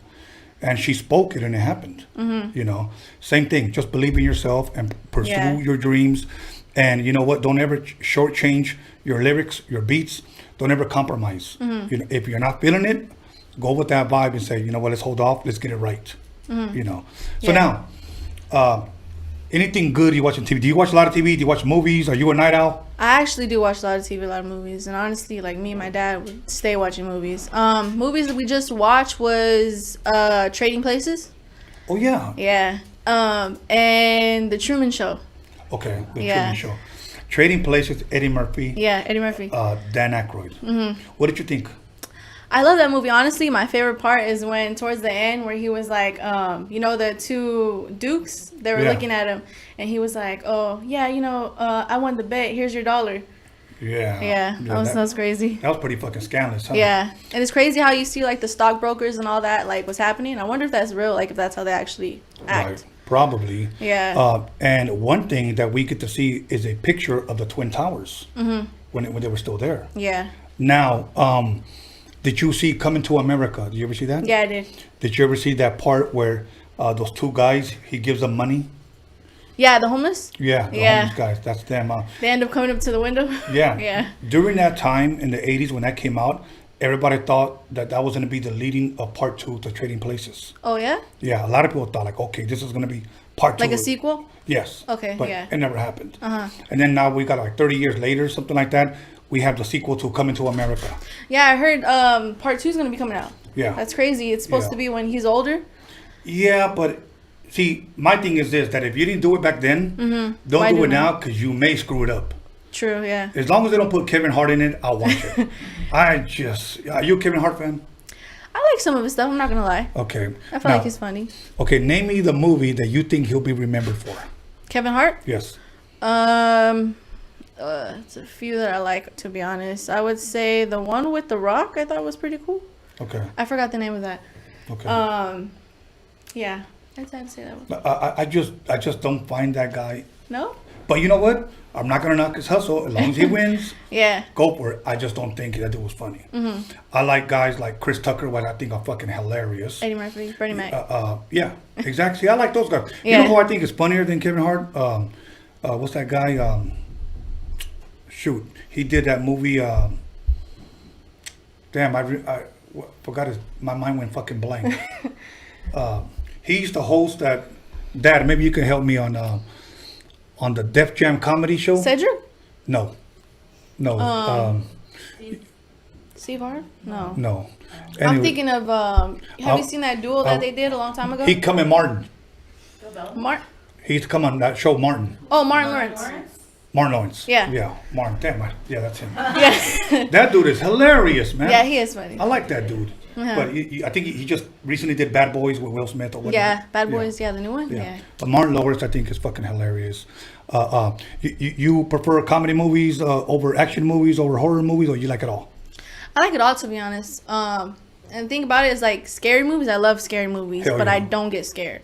Like, Really? I watch them because I like the storylines, or, you know, I feel like they're interesting, yeah, but I don't get scared. Okay, what's one movie that you kind of got scared? I'm not gonna lie, like, it's kind of a newer movie. Well, it came out a while ago. Chucky? No. Now, to be honest, growing up, I was kind of scared of Chucky. I remember when I was about, like, 9 or 10, I sat and I watched all of them. 1 to, like, Bride of Chucky. And that's when I was like, you know what? I ain't scared no more. Okay. Yeah. I have to say, Insidious was kind of... It kind of is, like, low-budget film. And you would think, like, why would you get scared of that? But there was just one scene that kind of got me, and I was like, whoa. What scene was that? Do you remember? It was where, I guess it's supposed to be, like, the older woman. The ghost, I guess, she's going into the dad's body. And it kind of just showed her face, and I was just like, I didn't get like scared, like I jumped. I was just like, whoa. The spiritual stuff is like like The Conjuring. Okay, those are kind of creepy. Because those are based on true stories. On Insidious, the one that scared me was when I'm not remember if it was the man or the woman that went around the house. She heard the music. She looked at the window, and it was like a fucking dancing dog dancing to the music. Oh yeah, it was the lady that's doing all the. That was some creepy shit. It's not like, fuck, what are they called? I don't know the name for it. They look like a Doberman pincher standing up dancing. Yeah. You know. Now, the reason why I found that crazy, now I'm not going to get into it. We're saving it for a different show. But I actually seen something like that when I was a kid. Dang, really? So when I saw that, I'm like, holy shit. Freaked me out. Yeah, I believe in that shit too. So that's why it was kind of like, dang. So, yeah. Anyway, we'll leave the spooky shit for another show. So now, growing up, your mother and your father, what type of music did your mom and dad bump as you were a little girl? They listen to about everything. I have to say, like, West Coast, East Coast, gangster rap, oldies, R&B, pretty much a little bit of everything. If I had to get names, I would say West Side Connection, East Siders, MC8, Compton Most Wanted. Oldies, I'd say Tina Marie, Barbara Mason, funk, Barcades, you know, like a little bit of everything pretty much. Right. And yeah, I felt like my dad put me on a lot of music. Like he schooled me a lot. Okay. Me and my mom. Any brothers, sisters? No. None? A lot of cousins. Okay, a lot of cousins. Yeah. So that's why your dad was like, okay, this is my girl, but she's going to learn. Yeah, and it's crazy because it's like my dad is, well, not just my dad, like my older cousins, they're the type to be like, you know what, listen to this song. And I'll be like, all right. And they'll be like, no, listen to it. I'm like, okay, you know, like, so it's always more than just listening to a song. It's like lyrics, it's the beat, you know, how they did this, how they did that. It's everything. It was kind of like school growing up. Okay. So what city did you grow up in? Pomona. Pomona. I was born and raised, but I have to say elementary till 6, I went to Fontana for a little bit, came back to Pomona to be closer to my grandparents, and then yeah, pretty much been there. What middle school did you attend? There's been a few. Now, why a few? Well, because we moved. Well, we're in Fontana, like I said. I was going to Wayne Rubel. Okay. And then I came to Pomona and I went to Sale. Okay. Yeah. The reason why I ask is usually when the people say a few is because they got in trouble, they got in fights, so. I mean, I was a little knucklehead. I'm not gonna lie. I went to Gary. I went to the Sale. It's called Sale Charter. Okay. Yeah, and elementaries was a few too. Shoot, it was Washington, Philadelphia. I went to Pueblo. I went to Mango in Fontana. Wow. Yeah. Okay. And high school? High school, it was Sale Charter and Gary. Okay. Yeah. Any sports growing up? I played volleyball for about a year, honestly. After that, I kind of just drifted off because I was more into my music. Okay. Yeah. And any instruments growing up? To believe it, to be honest, I remember it was about 4th grade. I remember our teacher said we had to play an instrument, and it was either flute or violin. And I was like, I don't really want to play the flute. So I was like, fuck it, let me try the violin. I mean, I didn't say fuck it that age, but I was like, let me try the violin. Tried it for about a week or two. It wasn't for me. It was just like, it wasn't for me. And honestly, to this day, I still have it. Wait, in the next video, fuck it. Yeah, fuck it. Yeah, you know what I'm saying? Take it back. Now, around what age would you say that you got interested in writing? Writing, I would have to say around 10, but I was writing songs not to rap, but to sing. Okay. Yeah. What inspired that? Writing? Yeah. Honestly, around that time, I was living in Fontana, and my cousin at the time was rapping, and my dad was like the producer slash manager slash, you know, pretty much all the slashes. Yeah. And he would be recording the music, and I'd see him. My dad had like a little setup, basic, you know, computer, you know, those mic with the little things coming out. Right. And I would just watch them and stuff, and I'll be like, oh, let me try, and he'd be like, no, you know, go over there. So I would just stay watching them, because it was like in our dining room, you know, turn the dining room to a studio, and made me want to be like, you know what, maybe I could do that, maybe I could write. Okay. And I kind of just went straight to writing music towards singing, I guess, because that's what I liked at the time a lot. Mm-hmm. Then I realized, like, I fucking suck at singing, so I'm a good rapper, though. Now, at that time, when you started writing to sing, who were some of the singers that you were listening to? Tina Marie, Barbara Mason. I love Aaliyah. Okay. Aaliyah is my number one. Okay, now please continue, because there's something I want to share with you about Tina Marie. Mm-hmm. Ashanti. There's a lot, honestly. Like, pretty much a lot of the oldies, too. Okay. Yeah. Now, your dad may know what this is, and I believe Erica may know what this is. 2-inch reel. Are you familiar with that? They used to use it in old school studios. Okay. It costs about $125. It's only about 15 minutes worth of recording tape. That's all. I mean, everybody from Tina Marie to NWA. I think I've seen that in a few movies. It's just an actual reel. It looks like a big old cassette wheel, like one of these. Yeah. But and it's like singular, huh? Yes. Yeah. So they used to have a machine called the 2-inch reel. They would put it on. Okay. And I recorded Tina Marie in 1997. Oh, damn. I did a song that never came out. That's crazy. Yeah, and I have it in the next room. Damn. Yeah, in the next room. So I literally have a song that was never released by Tina Marie. That's gold right now. Yeah, it is. I was honored to my bad to cut you off. I was blessed enough to see her, you know, before she passed. It was actually her and her daughter. She brought her daughter out. It was a Valentine's Day show. They had Keith Sweat and the Intruders there. Okay. Yeah, and it was, man, I love that show. I think I was crying a little bit. Yeah. No, one thing about her, she can truly sing. Yes. When I met her, one of my most embarrassing moments in this music industry was one of my friends told me, her name was Violet Brown, much love, respect to Violet.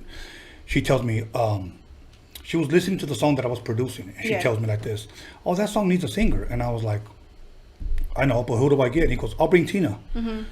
Keep in mind, to me, Tina is just any Tina. Yeah. So I was like, okay, so I'm thinking, you know, our friend named Tina. Yeah. So she calls me, she said, hey, Tony, we're here. This is the next day. I brought Tina. It's like, okay, cool. So I go outside, and I meet this little, tiny, petite little lady. And I was like, hey, what's up? How you doing? And so I looked at Violet, and then I said, I thought you were going to bring Tina. He goes, oh, this is Tina. Tony, Tina Marie. And I felt fucking stupid. I was like, you know, I was like, holy shit. Like, I felt like a goofball. I shook her hand. We went inside, and she said, play the beat. All she asked was for some warm tea, so she could warm up her vocal cords. Yeah. And while she was warming up, it was like a fucking concert. Damn. We recorded all of that, and we still have that saved. While she was practicing, while she's talking, all of that stuff. But I felt embarrassed because I didn't think she was referring to the Tina Marie, you know. And then when I saw her, she had her hair like all back, and she was wearing like baggy clothes. So she looks nothing like the way you would see her. Like pretty laid back. Yeah. So that's why it threw me off. That's crazy. So yeah, that was a awesome moment there. Now, at what point did you transition from singing to rapping? How much longer? You said you were about 10 years old when you started writing. Around how old were you when you figured, let me start rhyming my words? Yeah. Honestly, it wasn't too long. It was about, I'd say around the same time. Okay. Yeah. And then I just started like writing little rhymes in here and there. And I would want to show like my dad, my cousin, you know. And it's like I felt they were too into it. They were too like, you know, determined to finish whatever they're finishing. So like, oh no, go over there. You know when kids come to you sometimes and you're just like, yeah, I felt like it was just, you know. So I continued doing it on the side, whatever. Went to school, would still do it. It was about till I was like, I'm gonna say 13, 14, to where I actually told my dad, I was like, hey, you know, I want to show you something. And then he was like, all right. He sat down. I remember I rapped this verse from him. It was on the game Angel Beat. And I think it was from the documentary. I'm not sure. Okay. Yeah. Might be wrong. And I used that instrumental and I rapped it for him. And then he kind of was like, are you serious about this music? And I was like, yeah. Then he was like, all right. And kind of after that, he was like serious about me. So kind of been rocking since. Okay. And who, as far as rappers growing up, would you say was your influences?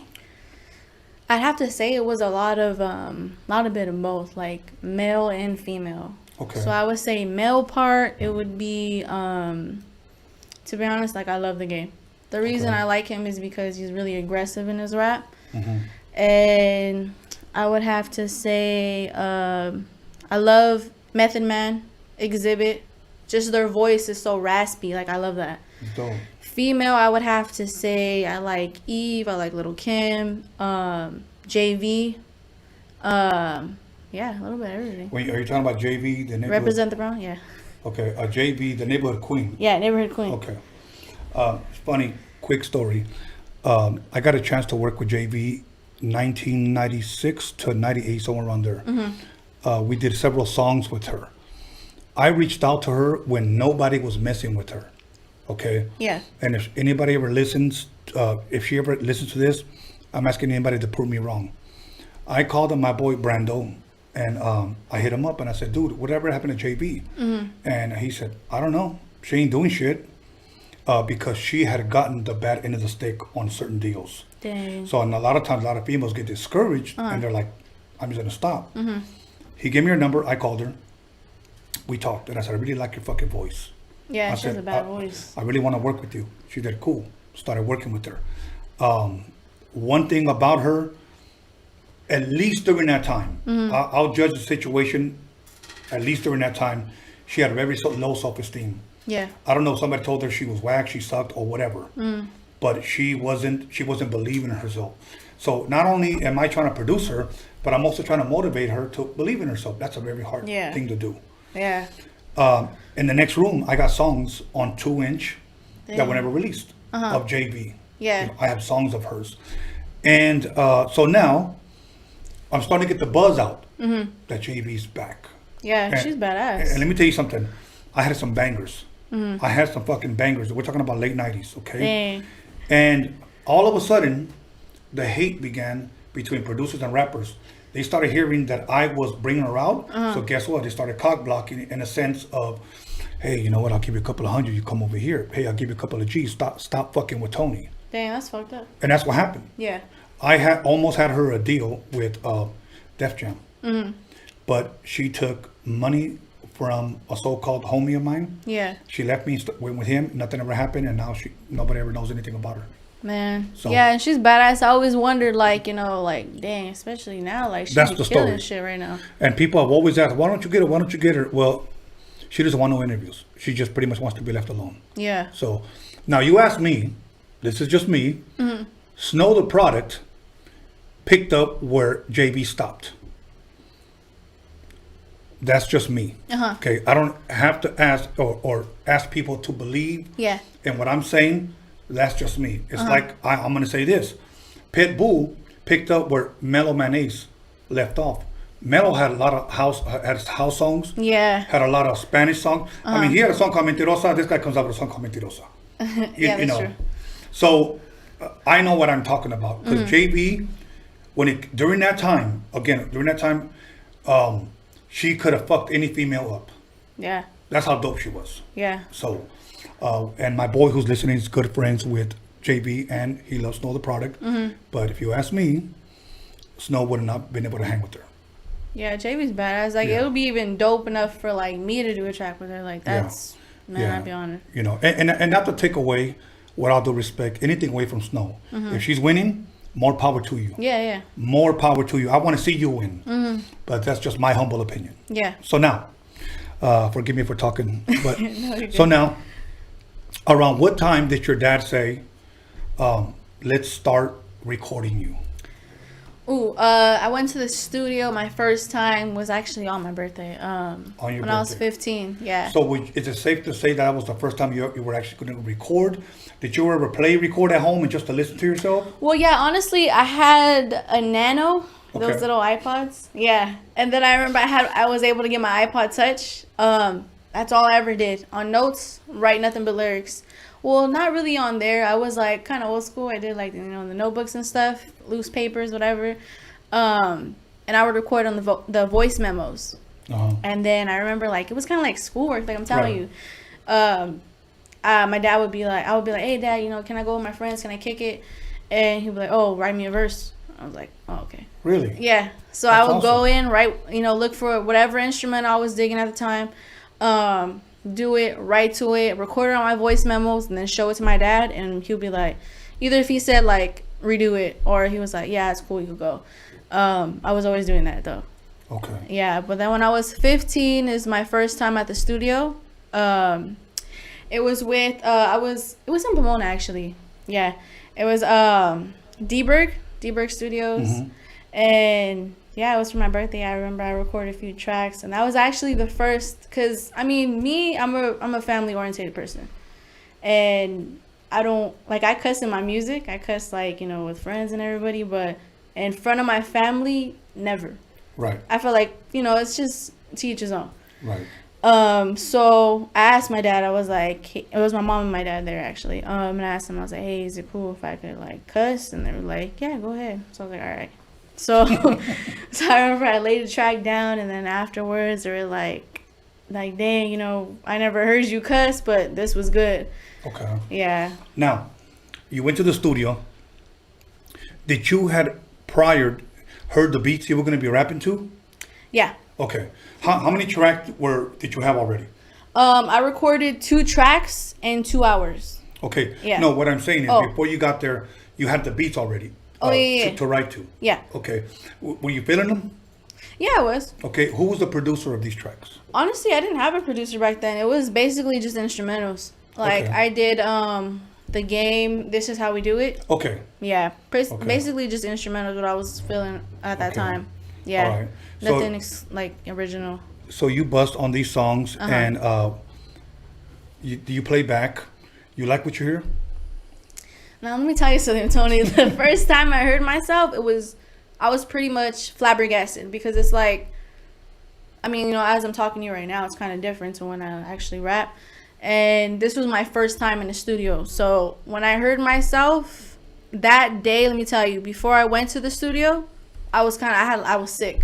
Okay. I was already getting like a sore throat and everything. So I was like, fuck, this is my first time at the studio. I was like, I was putting honey in the microwave. I was drinking that. I was drinking hot water with lemon.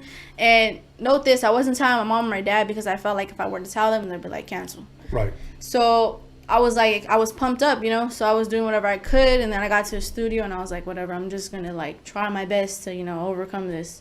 So I thought my voice would sound like how I'm talking right now. But I guess the fact that I was, sick or whatever, it came out kind of raspy. And then when I heard it, I was pretty shocked. And then I was kind of like tripping out. I was like, you know what, I kind of like this. Like, it's different. It's not the same. But Okay. yeah. Now, you burned this to a CD, or what did you do? I had it on the USB drive. Okay. Yeah. So now you play it for your friends or family. What was the response? I played it for family. Friends was like, I didn't really tell anybody I was rapping until, I'd have to say, I was like senior. Okay. But yeah, I played it for my family. They were like shocked, and my family's my biggest support team, honestly. Awesome. Yeah. But yeah, they were all shocked. They were good to see me doing the music thing and supported 100%. Okay. But yeah, I had it on the USB and eventually got it to disc, like a small EP, I'd say, probably like 4 or 5 tracks. Mm-hmm. Yeah. You ever release those? I did on YouTube a while back, and I remember I even made single copy, like a few copies, and I would go to these concerts that I told you about, and I would throw them on the stage. Oh, dope. Yeah. Dope. I mean, What was the opportunity, you gotta response find it. that you were getting from people when you did play it for them? They were shocked that I was like spitting like that, I guess, you know, and then Okay. my voice too. A lot of people wouldn't look at me and expect me to rap like that. Okay. Yeah. And how soon after did your dad possibly hook you up with a producer to like, let's make her some beats? Man, that wasn't until I'm gonna say like my album that recently had just is about to be 2 years that's been out. Okay. Is the only thing, because even after the EP, I did a mixtape tour. I was about 2021. And that was straight nothing but instrumentals and or beats that I would find on YouTube. I wouldn't get clearance for them, but they were free beats, you know, so I would use them. But I have to say my album was the only thing that I had like exclusive beats that were my own. Okay. Yeah. Now, releasing it on YouTube. Mhm. Do you ever read the comments? Yeah, I do. I'm not gonna lie. Okay. Give me a negative and a positive one. A negative one would be like, let me see. Honestly, I hear this a lot. That either, you know, it's trash music or my bars are weak or like they always say like mayate music. Okay. Yeah. Okay. And does that bother you? Honestly, it doesn't, because like I know what I am and I feel like I'm very versatile when it comes to how I rap. I feel like you can't just put me in one category or one kind of, you know, trend. I feel like I could go anywhere. Right. Yeah. Now, growing up, me producing for a lot of black artists, I was always accused, it's funny, not by blacks, but by my own people. Yeah. That I was trying to be black. Simply because I was producing for them. Yeah. Now, one thing that I've learned is that, first of all, I knew it wasn't true. Yeah. Okay. Second, they're just fucking jealous. That's all it is. Yeah. Back then, we didn't call it hating. It was just pure jealousy. And I kept it pushing. So I encourage you, keep it pushing. Don't let any of that negative shit bother you. You know, so keep winning. So now, here's what we're going to do. We're going to take a 10-minute break. Okay. We're going to come right back, and we're going to talk about this album. What can people expect from you? And I think you're going to bust a little something. Yeah. So that'll work. So everybody, once again, call somebody, text somebody, pay somebody, slap shit out of somebody, let them know that Rae Monique's in the motherfucking building. And we'll be back in a little bit. I'm going to start drinking. They brought me a bottle. As a matter of fact, I got it right here. So, yep, we're going to take a couple of shots and about to hear some bars. So we'll be back in a couple of minutes.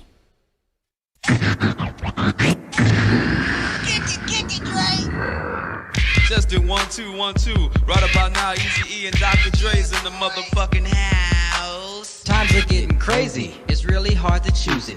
The Rhodium's a spot to get funky, fresh music. Easy motherfucking E and my homeboy Dr. Dre. MC Ren is in effect, and you know we don't play. The Rhodium is hitting, but you know you can't leave until you get a deaf-ass tape from Steve. Oh Steve, oh Steve, oh Steve, just give me just one more tape. Oh Steve, oh Steve, oh Steve, just give me just one more tape. Oh Steve, oh Steve, oh Steve, just give me just one more tape. Oh Steve, oh Steve, oh Steve, just give me just one more tape. Yeah, man, I came all the way down to the Rhodium swap meet, man, to pick up one of them NWA tapes, man. And I talked to homeboy Steve down there, man, and he said I'm fresh out of tapes, man. How the fuck you fresh out of tapes, man? He said cause they selling like hotcakes and shit, man. Got my man throwing down. Hey, mom, what's for dinner? Man, like the NWA and Eazy-E music hit the Roadium swap meet mixtapes first. Like when we dropped our records, man, it was cool putting your records out, but even though people knew who Dre was and I was and Cube and Yella before, they didn't really know who Eazy was. But not until, you know, Boys in the Hood and some of that, you know, Fat Girl and LA is the Place, that stuff hit the mixtapes, man.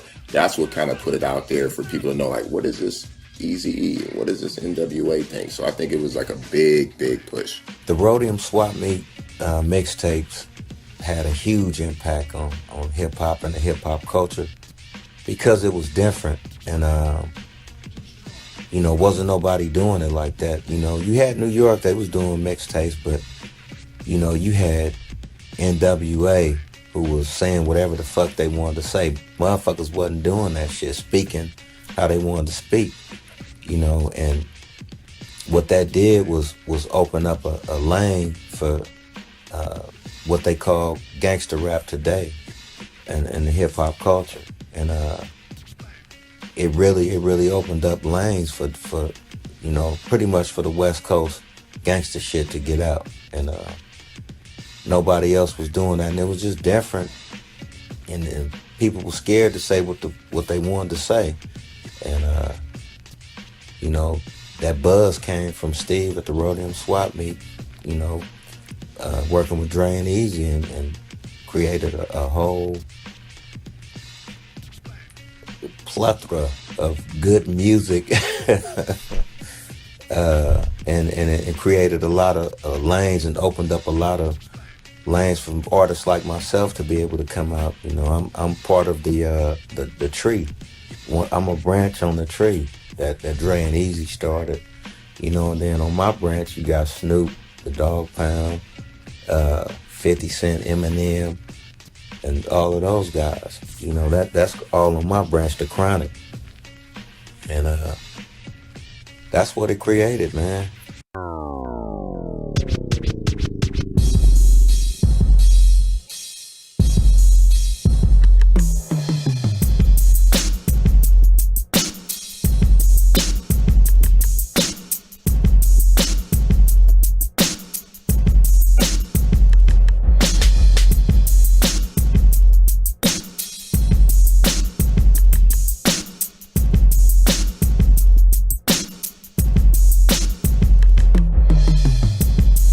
Rhodium Radio.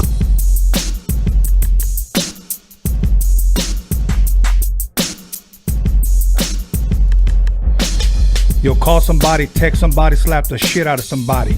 Let them know that Rhodium Radio is live up in this biatch.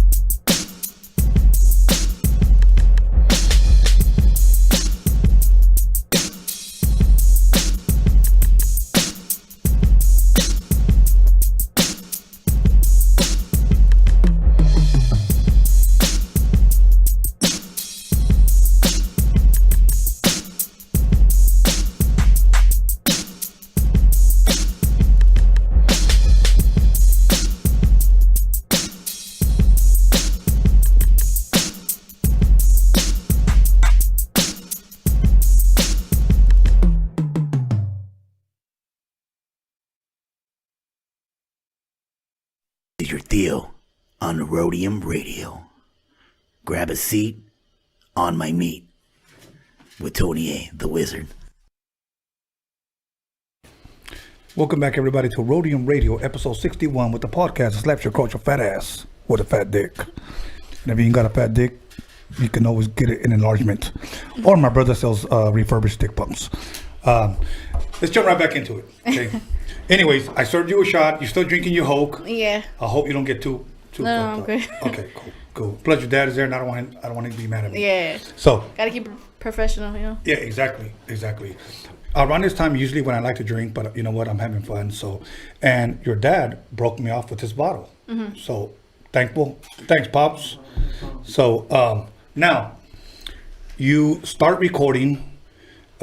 You release this, if you will, these mixtapes where you're rapping off of instrumentals. Yeah. And how did you end up getting in contact with a producer to produce your first album?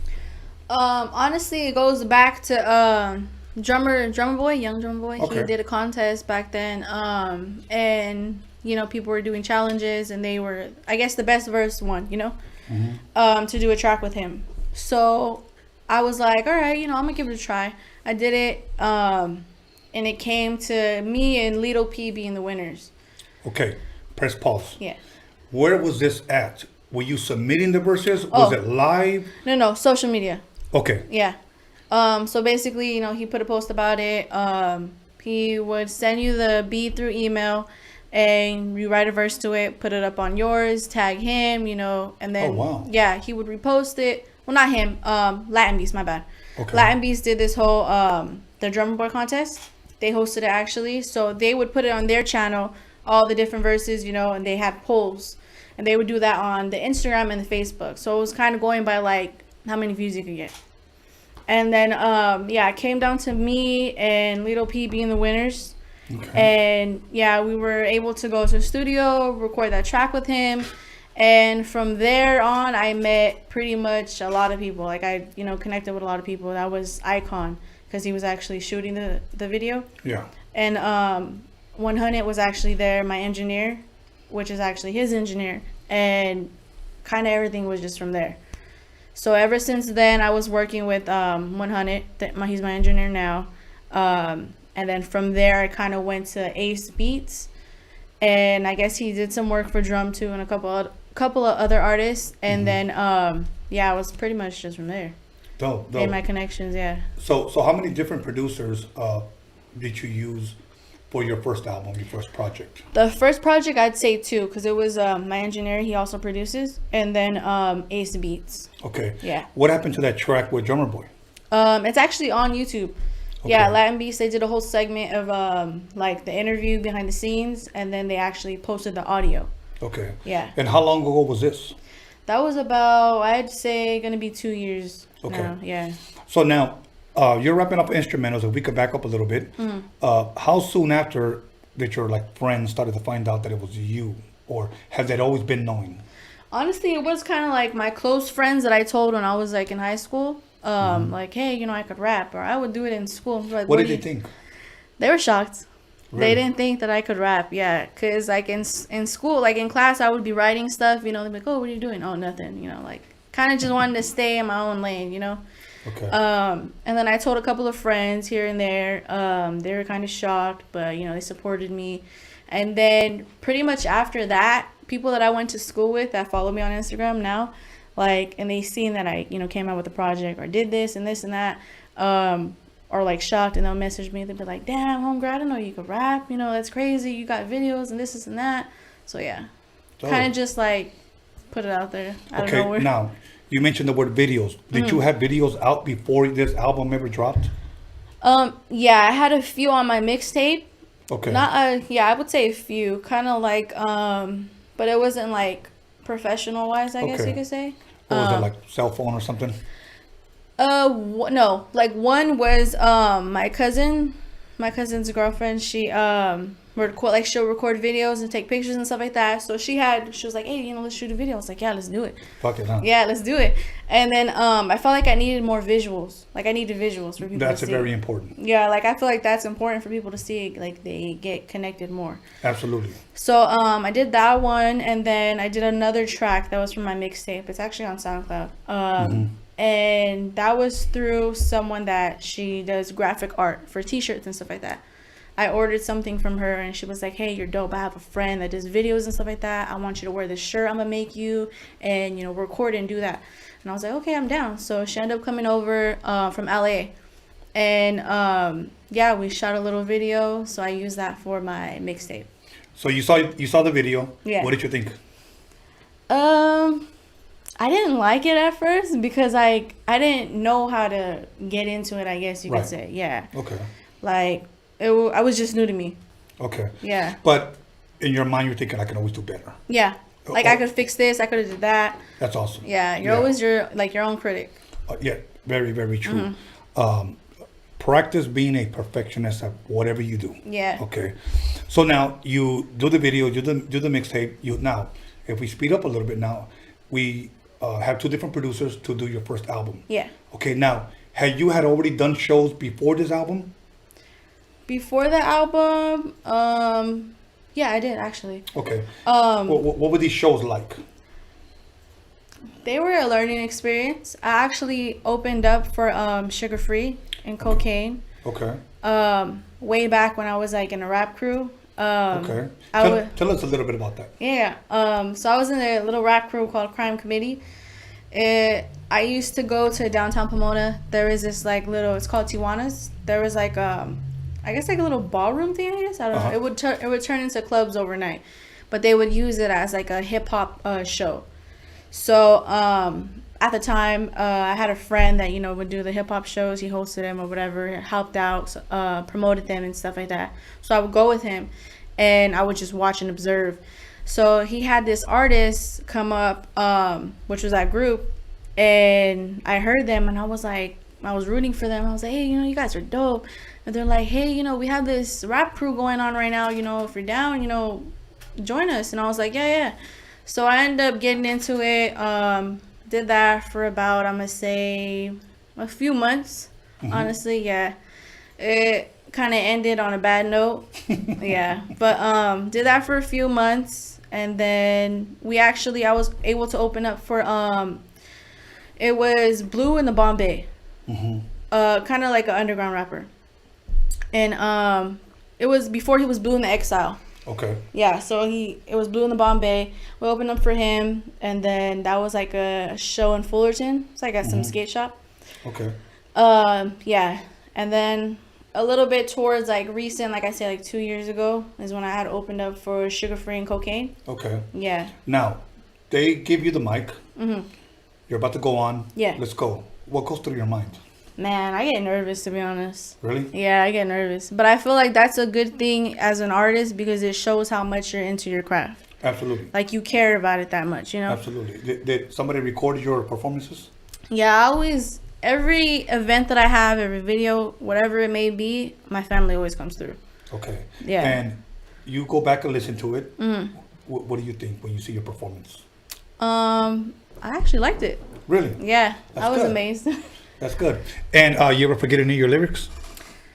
There was times I did, but I kind of like would freestyle a little because it would just be a bar or like a line, or a few words, and I would kind of just freestyle it and keep going. I never want to stop though. Okay. Yeah. Okay. Now speaking about bars, are you willing to kick us a couple of bars? Yeah, most definitely. Whenever you're ready, take your time. Okay, let me take a drink real quick.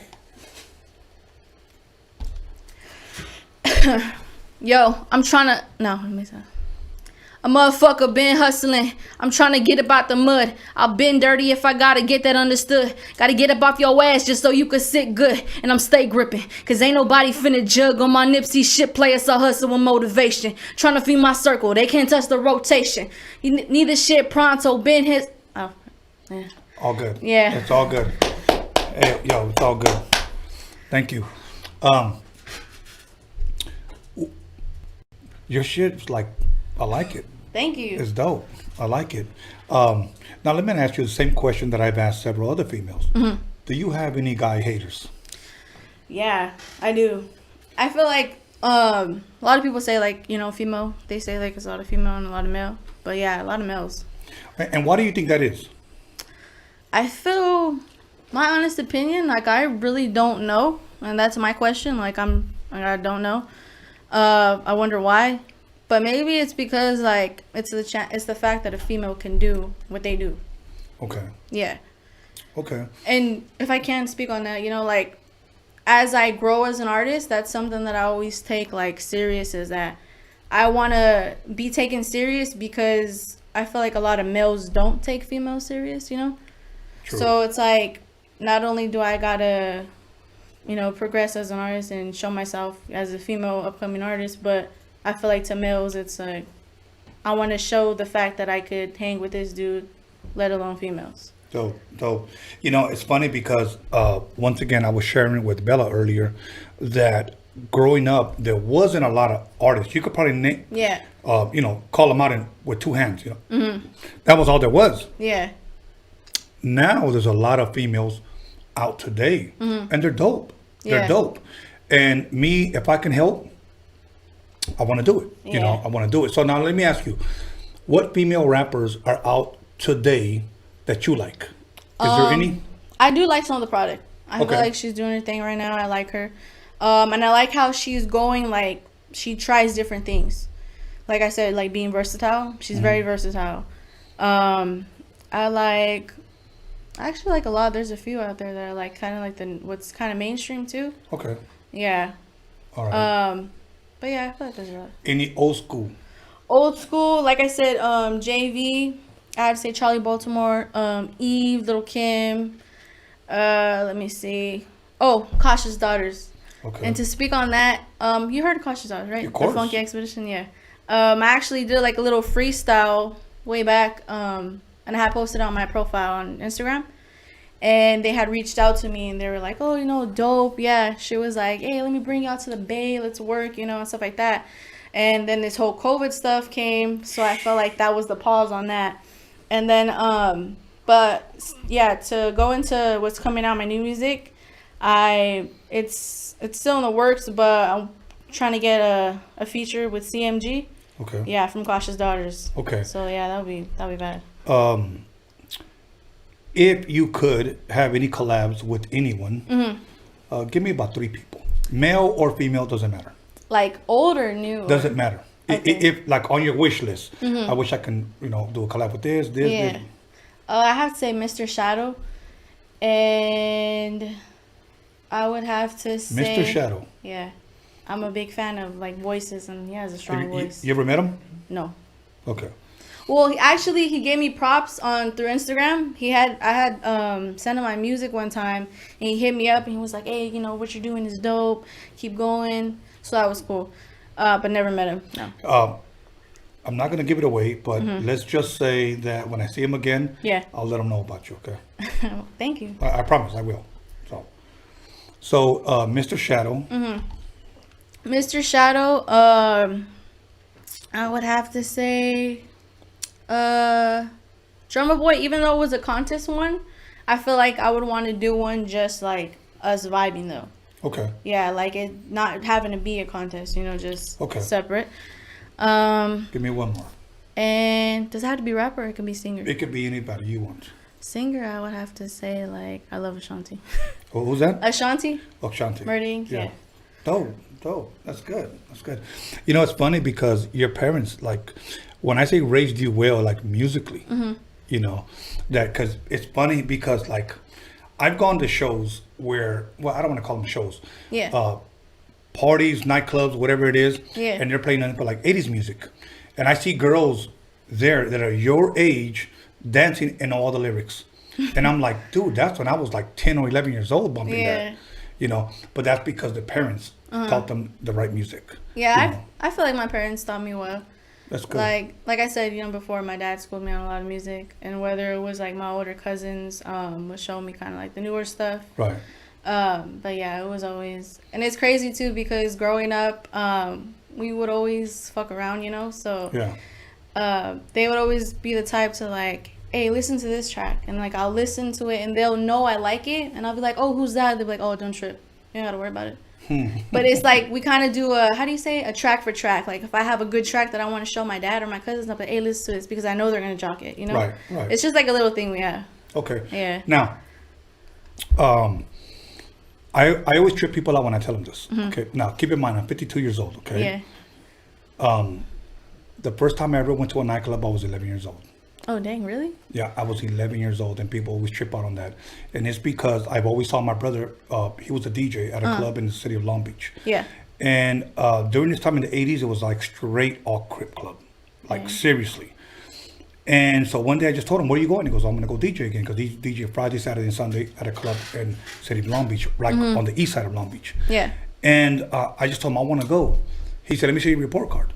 My report card was fucked up. Yeah. Then he said, if you graduate from 6th grade, because that's when back in the day you used to graduate from 6th grade, not 5th. Yeah. He said, I'll take you with me. And I said, for real? And he said, yeah. So I got my shit together. And I will say this, it was good and bad, because I saw how he controlled the crowd with the music. Yeah. Okay. And I knew at that moment that's what I wanted to do at 11 years old. Here's the bad thing. Even though I had a great time, all I thought about was music and girls. I didn't give a damn about school anymore. No. You know, so that was the bad part, because he should have told me, you know, but it should have been up to me. Yeah. Stay in school, do good in school, and I'll keep bringing you back. No, he kept bringing me back every damn weekend. Honestly, I can relate to that too, because I never finished high school. Okay. Yeah. I did my little thing, you know, like I said, being a knucklehead, but I always thought, I don't know, I was thinking that at the time, like I'm gonna do music. I don't need school. But now that I get older, it's like, fuck, I wish I would have, you know, finished at least. Yes. Yeah, but music was always my number one. Okay. Now, tell everybody about this record right here. How did it come together? Who's the producers? How many songs, etc.? Okay, let me go back. So you know how we were talking about Tina Marie, right? Yes. So I kind of did a Tina Marie thing, and I don't know if you remember, but on her first album that she had came out, well, it was vinyl back then, but she came out I don't know if you and want another one. So. Oh, I didn't even know where. Oh shit! My bad. What's it called? I'll take it right after. No, just sip on it. Don't get tore up. The first vinyl she had came out with, it didn't have her picture on it, so it just had, I think it was some beach stuff. I could be wrong, but I know it wasn't of her. So this is what I wanted to do on my first album. I didn't want my picture up there, because I didn't want people to judge a book by its cover before listening to my music. Right. I wanted them to just hear the music and then be like, oh, she's Mexican, dang, you know, she could do that. Or just in general, oh, she could spit, you know, because I get that a lot, you know. Oh, I don't think you can rap, or I feel like you're gonna rap like this type.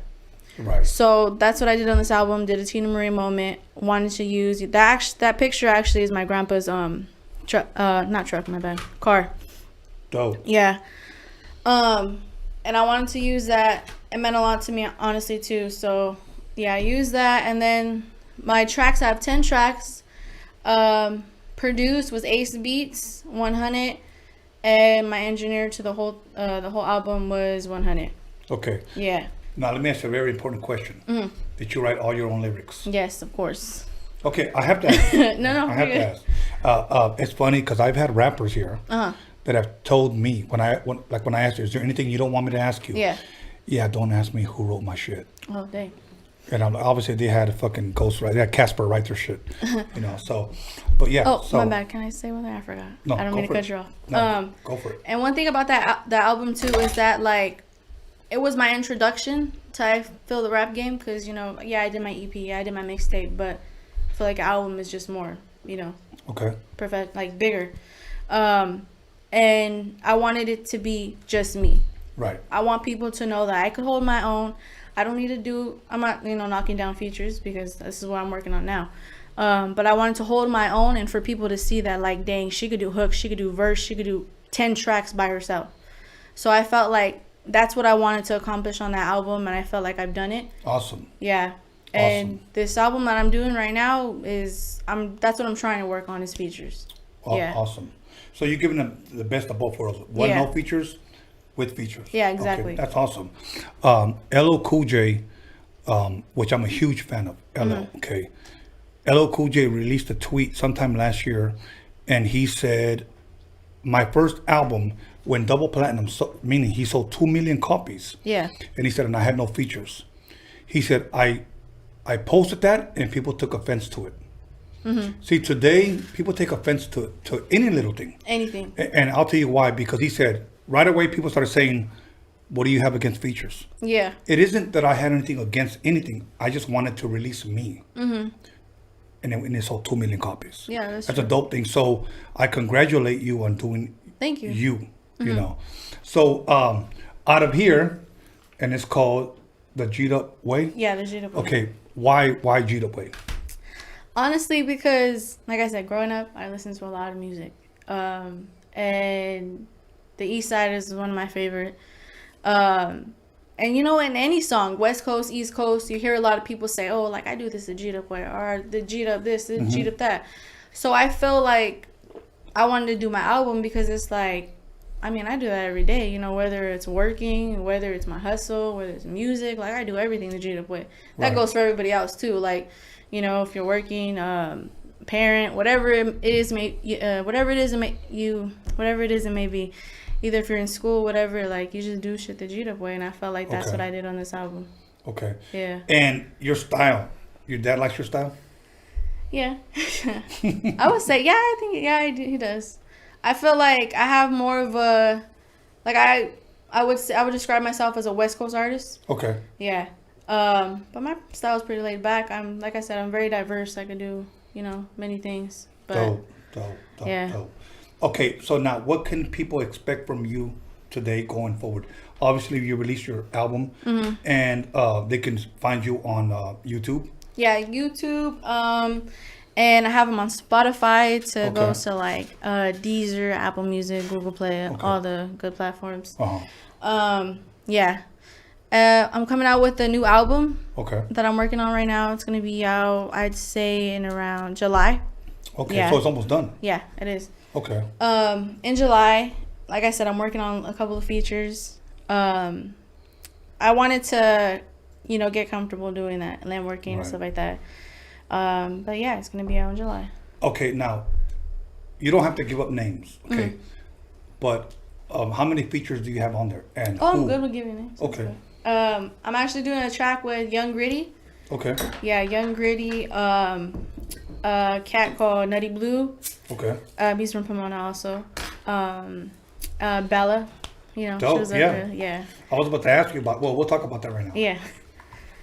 Okay. And yeah, a couple in the works. Okay. Now, how did you meet Bella?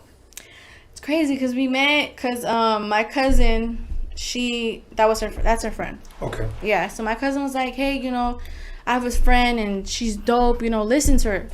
So she showed me her Instagram and everything like that. So I had looked her up and I was like, yeah, she is dope. Like, I like her sound. I love her voice. Just, you know, everything. So I had followed her, hit her up, and I was like, hey, you know, you're dope. You know, you go hard. And then she was like, thank you. So we're talking back and forth. And then as I'm doing this new project, I was like, you know, I like to try different things. And even though I'm a West Coast, like, artist, like, you know, old school artist, I feel like, I like to try new shit. Right. Like, kind of what's out right now, but still make it, I guess, like, my own, you know? Right. I like to combine, if I can, new and old. So, I had this hype beat, and I was like, hey, you know, it would be dope as hell if I had you on it. So we end up, you know, getting into it, talking about it, and yeah, we end up doing a track. Well, we did two, actually. One for me, then one for her. That's dope. Yeah. That's dope. Now, I'm going to tell you something, but I don't want her to listen, okay? Even though she's sitting right over there. Yeah. When you look at her, you wouldn't think that can come out of her. No. And that's what I love about it. Let me tell you. That's one thing that I love is when you look at someone and you don't expect it because they surprise you with it. Big time. Yes. Yeah, what is that saying? That dynamite comes in small packages. And that's her. That's her. So I want to see her win just like I want to see you win. Yeah. And if there's anything that I can do to help, I want to do it. Thank you. Appreciate it. You know why? Because my son asked me one time, Dad, how do you want to be remembered? Okay. Not only do I want to be remembered as a God-fearing man. Yeah. Okay, but also as somebody that helped others or blessed others or was there for others. Yeah. You know, I've never fucked up my name. What I mean by that, I've never burned my bridges. There's nobody out there that can say Tony A is a fucking asshole. Yeah. Because I never did anybody wrong. And when you have a good name in this industry, it goes a long way. It's like good credit. Okay? People trust me. So if whatever I can do to help, I want to do it. Thank you. I appreciate it. That means a lot. So now, this new album, I don't know if you give a date when it was dropping or... I don't have the exact date, but I know for sure it's going to be around July, I'm going to say 16. Okay, and how many tracks can we expect? 7 or 8. It would fall under an EP, but I'm like, fuck it, let's just do an album. Okay. Yeah, and then it's crazy because, like, even though I'm still working on one album, like, I got material for more than that. So. Visuals are very important. Yeah. Okay, do it. Continue to do visuals because I'll tell you why. There's been times that I've heard a song and I was like, that fucking song is fucking horrible. Yeah. And then I saw the video and I'm like, oh shit. You know? And I've liked it. Now here's another thing.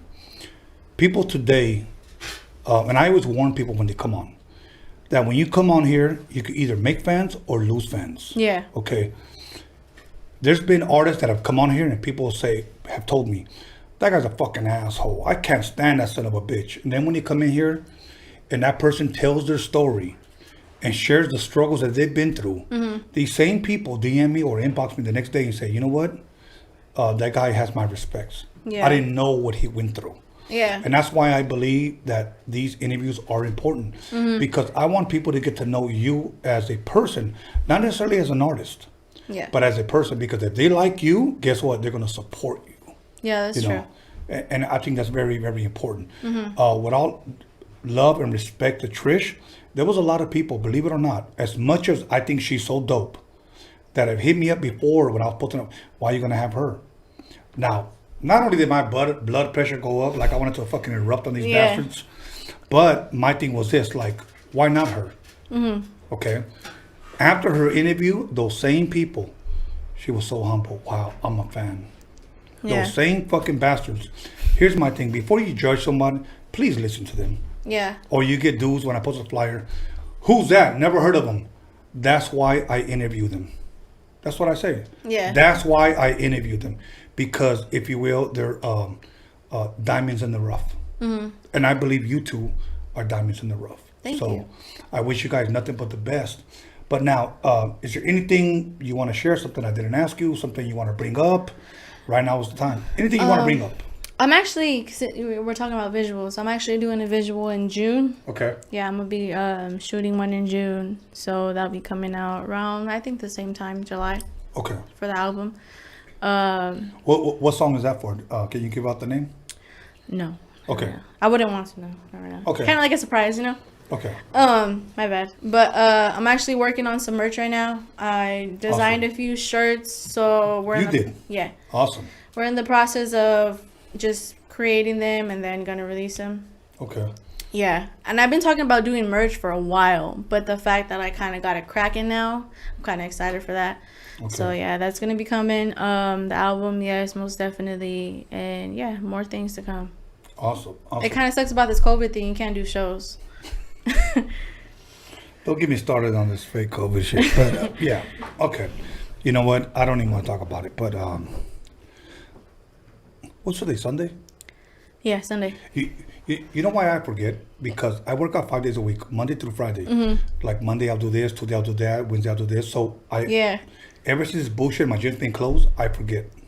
So, but and this fucking Don Julio doesn't fucking help. Thanks, pops. So. Well, I actually told him, I was like, hey, I'm gonna get a bottle for Tony, and he was like, do you even know what he likes? I was like, yeah, we always see it on the show. He drinks Don Julio. You would have thought by now fucking Don Julio would have sponsored me. Because that fucking tight bastard don't even send me a fucking bottle. But anyways, other than that, let's see. There was one more thing I wanted to ask you. Are you willing to work with different producers? Yeah, most definitely. I'm open to work with anybody, yeah. Okay, so you're just not stuck with one person? No. What about videographers, people that film videos? Do you just have one guy? Or I worked with Icon. He did my actually, like, I would say my first big video. That's I feel like that's the first video that I have got a lot of numbers on. And what video was that? West Coast. Okay. I think it's like 70K right now. Okay. 70, 80 around there. Awesome. Yeah, he had shot that one, and then I worked with Snoop Visuals. Okay. But yeah, I'm open to work with anybody actually. Before this pandemic, have you been booked as far as maybe out of state yet? No. Okay, I'm gonna tell you why. Because that's coming. Mm-hmm. That's coming. I'm being real with you. That's coming because as soon as people hear your stuff, this whole pandemic shit cock blocked a lot of people's careers. Yeah. It really did. From Cholo Fit to my boy Mellow Man to Shadow to Little One to a lot of people. They had shows everywhere, and this shit just stopped. You know? See, to me, I could have stopped and said, I can't have no more than 5 people. I don't give a fuck. I don't give a fuck. COVID don't stop me. Yeah, it don't stop me. So, COVID can't cock block. Yeah. But, anyways, other than I'm 52 years old. If I survived the crack, fucking pandemic through the 80s, I can survive this bullshit. So, and plus, I hardly ever get sick anyway. And I don't wear a mask. Fuck your mask. I don't wear that shit. If I'm gonna get sick, I'm gonna get sick. Cool, whatever. But other than that, any shout outs you want to give at this point? Yes, most definitely. I want to shout out to Latin Beast. They're a really big platform that's helping, a lot of people out right now. And I'm honored to work with them. And for them to even share my stuff and work with me, that's a big, I'm honored. Shout out to Drummer Boy for that contest. That's when I started getting my buzz. Shout out to everybody that's rocking with me, all the people that listen to my music, support me. Anybody that tuned in, most definitely appreciate you. Shout out to my family, number one. They support me 100%, whether if it's, and going back on that, my family, even in videos, how people have their entourage, which that's good, man. They can have that. But I always bring my family. Every video that I do, I want to always invite them if they want to be in it, whatever, but they always come either just to watch the whole process. That's a good thing. Yeah, I'm really family oriented. So shout out to my family, and shout out to my dad, being my manager, holding me down, pushing me, getting me where I need to be. Shout out to my son that I just had, my mom. Yeah, shout out to Tony for having me on the show. Shout out to Bella.